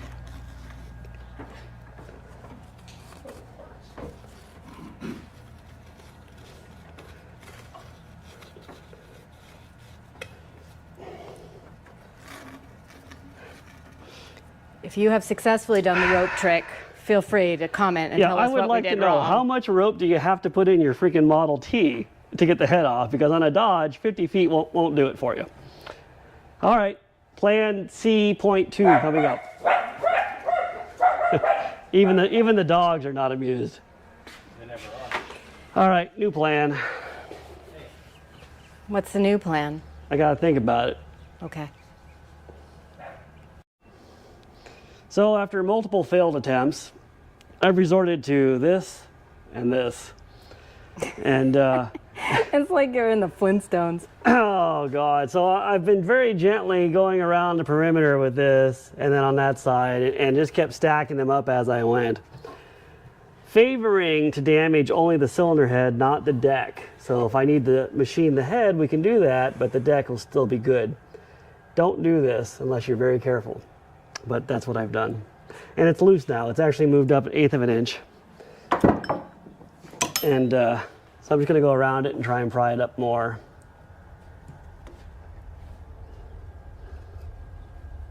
And we did try some sophisticated things first. You know, you saw the ropes, and we tried maybe putting 2 nuts on to try and, you know, you can put 2 nuts onto a stud to remove it, but there just wasn't enough thread even before the head lifted. So Yeah. sometimes you just gotta brute force it off. I mean, I suggested we simply fill the entire engine with engine oil and lift it that way, but Tom said no. Actually, I thought that was a good idea because the rope didn't work. the rope idea, we put 50 feet of rope in, it didn't work. I could not get this engine to lock up. I guess it works better on Model Ts. Famously high compression Model Ts. Yeah, so we got it good and loose now. I don't know if it's loose enough to lift off. Maybe? So let me come on that side, I'll try and lift it off. We don't want to break it. Lift with your back, Tom. I'm lifting only with my spine. Yeah, lower back only. Oh my God, that's actually pretty heavy. I don't think I can lift that. No, we're gonna have to do more pry bars, too heavy. And plus it's at arm's length, you know. You don't have to defend it, Tom.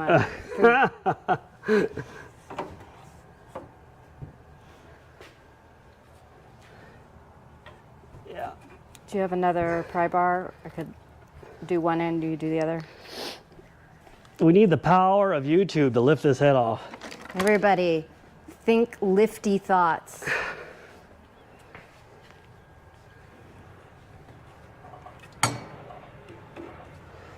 It's a delicate act because Yeah, it's not that easy. Because it rocks and then you hit the stud. yeah, I think the studs were a little bit corroded. Just get Ed to lift it off. Should we just get ARP bolts for this? Look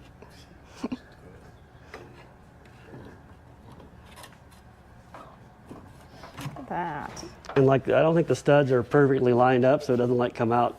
Yeah, I know, it Perfectly like hits easily. against it.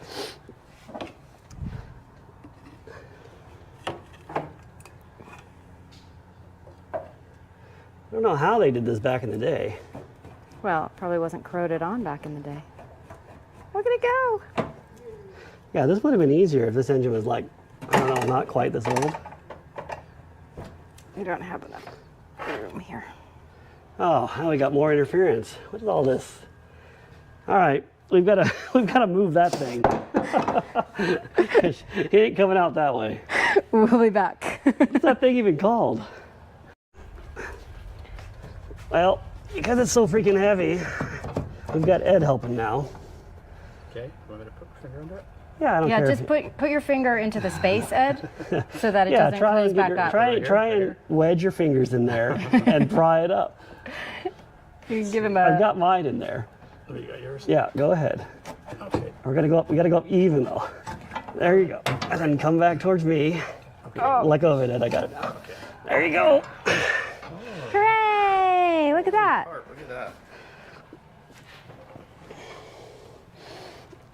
I don't even think our rope touched the pistons. Well, look at Tom. the size of the combustion chambers. No wonder the rope didn't work. These things are massive.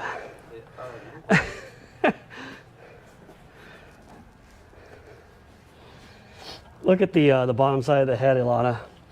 We could have put 100 feet of rope in there. It wouldn't have worked. That guy looks sad. That guy looks very unhappy.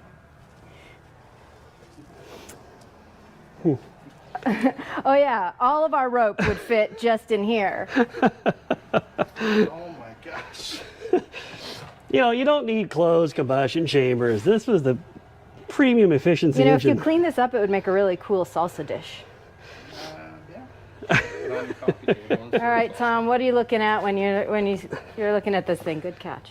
Well, this is the cylinder is not working. You can see the valve. Maybe it's broken. Oh, No, maybe. the keeper is gone. And you can see the, let's see. If you look at the seat from this angle, do you see the blackness there? Maybe. You see, so Yeah. needs a valve job, and it'd be better if the keeper stayed in place. Shit, we could have. Let me rephrase that. Shoot, we could have just taken off the tappet cover and put a new keeper in and kept driving this. It didn't need to come apart. Well, you know, who's in charge of the maintenance on this car? I'm still amazed you're able to drive it with one valve not in right. All right, there you go. All right. Guess we'll pull some valves out and Pull that Yeah, look at the Do some look at the guide. cleanup. Look at the guide wires. I don't know what it's supposed to be, yeah, it's fine. but it's not supposed to be like that. You mean loose? Yeah. Like, where's the rest of it?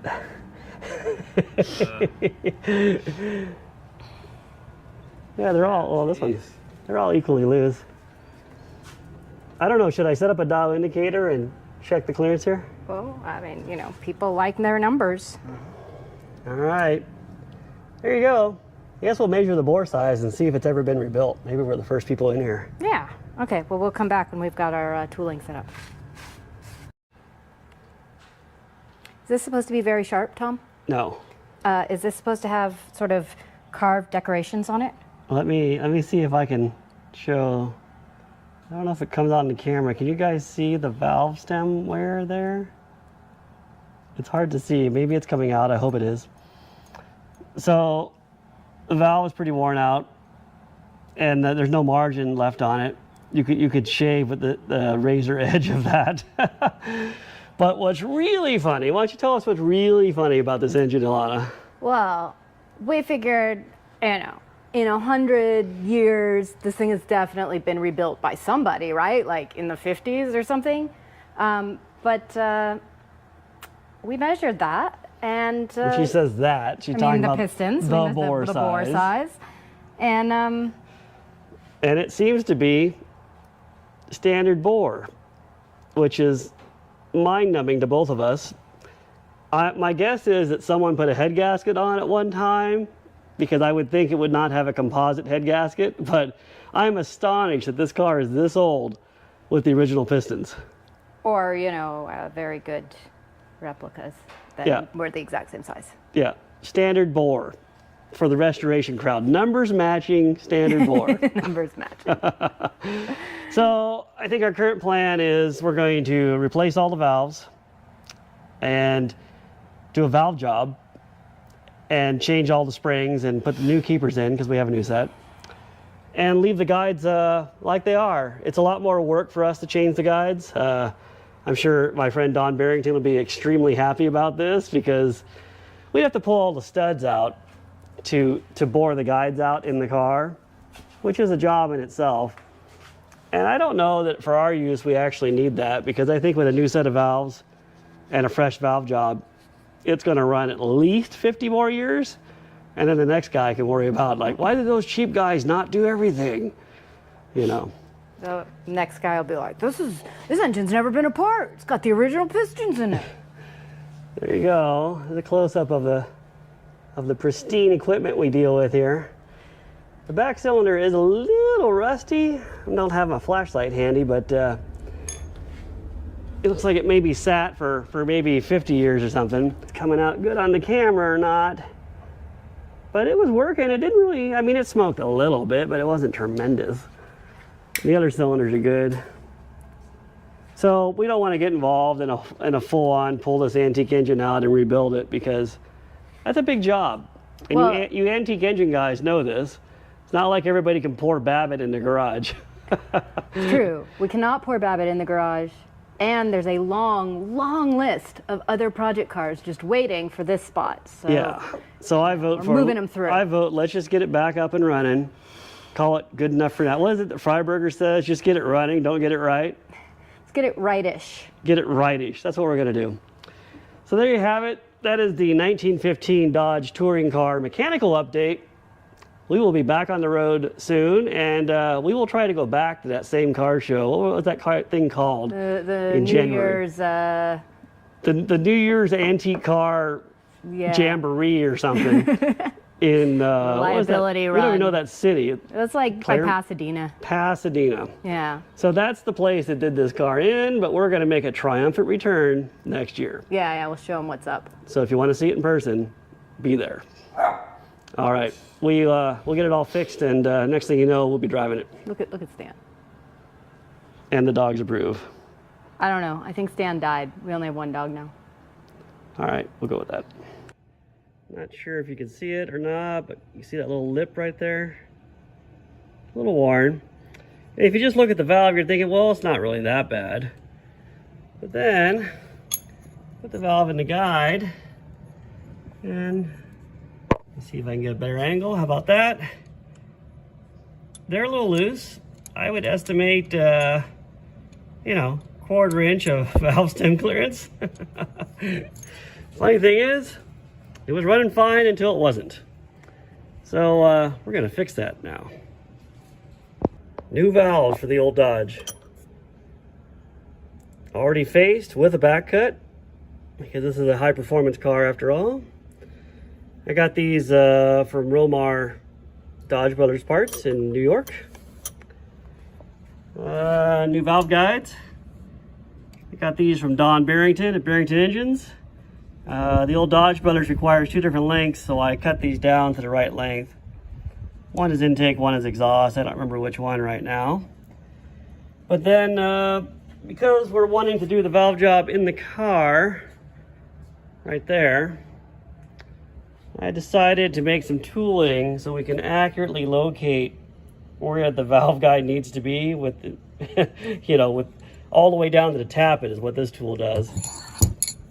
And it's got drill bushings in it, so we can oversize it. And then this is the next step for a 1/2 inch reamer. Also has some bushings in it. Yeah, so sort of one-off Dodge Brothers tooling to get this thing back together. Because, you know, most people would probably have to rebuild the whole engine at this point, but I'm not into that. We're gonna try and keep it running. It's got 109 years on it now, and the valve job is gonna be new. The piston rings will be the next thing to go out, but hopefully not in our lifetimes.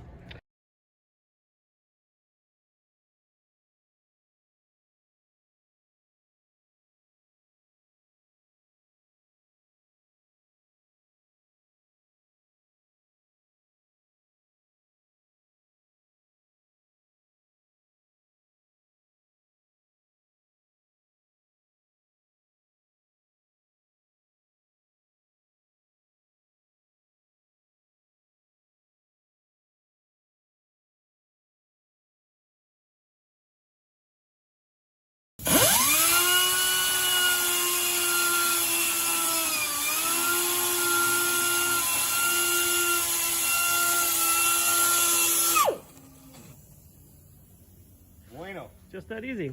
Yeah. got to come right in.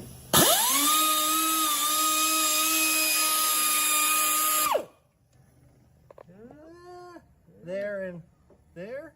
It's not so bad for 109 years Not old. as bad as this one.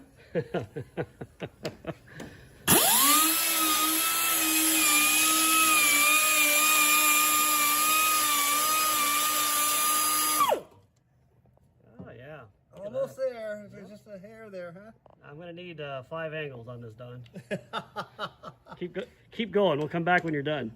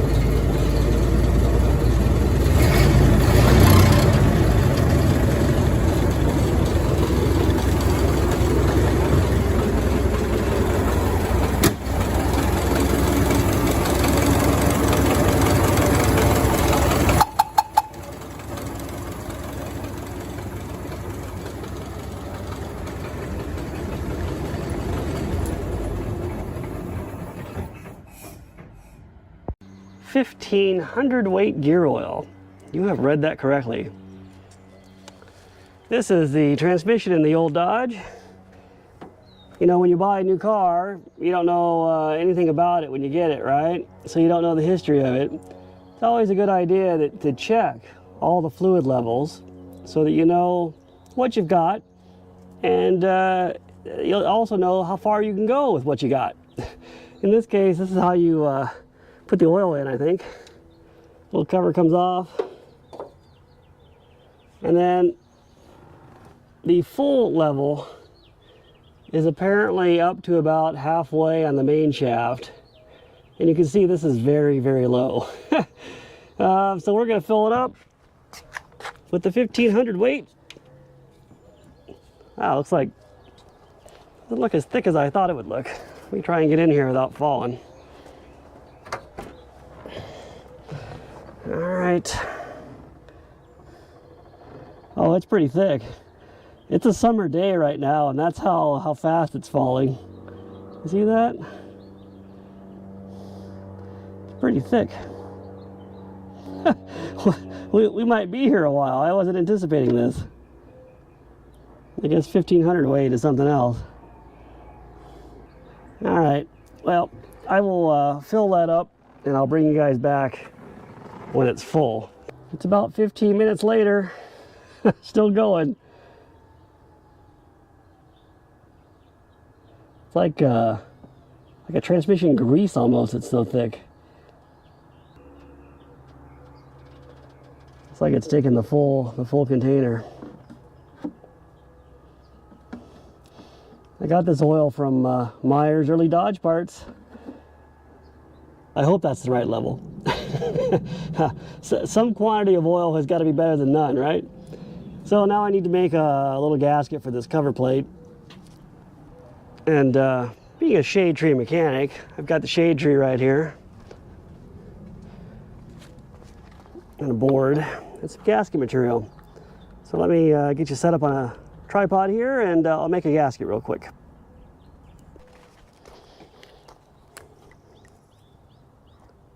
Gonna make a little top cover gasket here. You know, if you got a leak in your car, it doesn't just leak when the car is sitting still. Like when you're running down the road, these gears are spinning. And with this top cover gasket being so, well, basically bad and non-existent, you know, a little bit of oil leaks out each time you drive it, and before you know it, you got 2 pints missing. Just a little tech tip for you guys.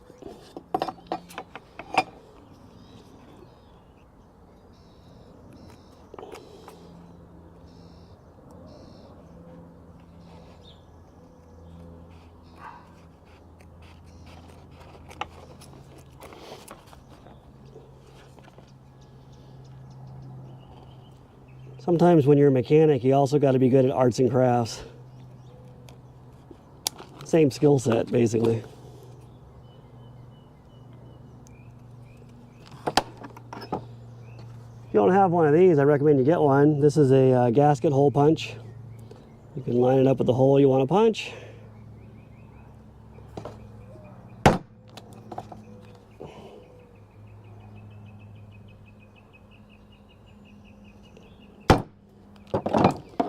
Tap it in there.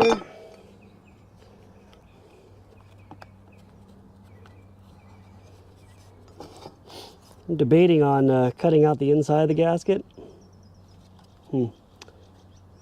Guess I will, huh? Let's go all out. I'm just trying to mark how thick the stamping of the cover is here.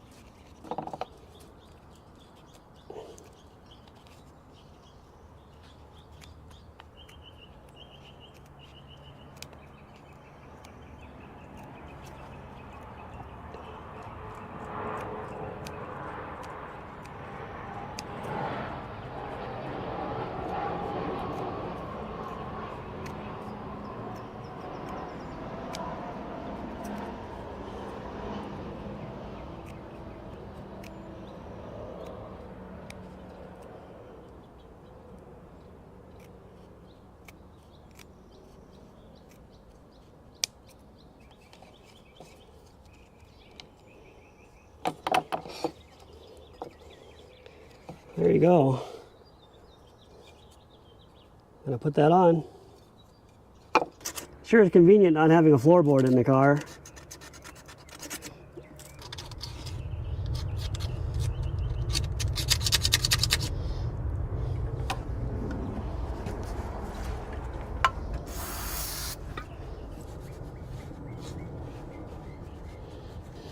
Should always take the rag out of the patient before you button it back up. If you're a doctor watching this, please pay attention.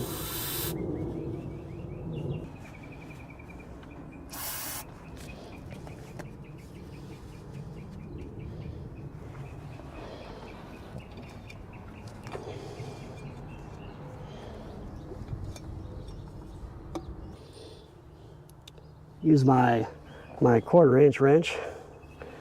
This is a British standard wrench, which happens to fit these bolts very well. I found that my SAE wrenches and my metric wrenches don't fit most of the bolts on this car, but British standard does. There you go.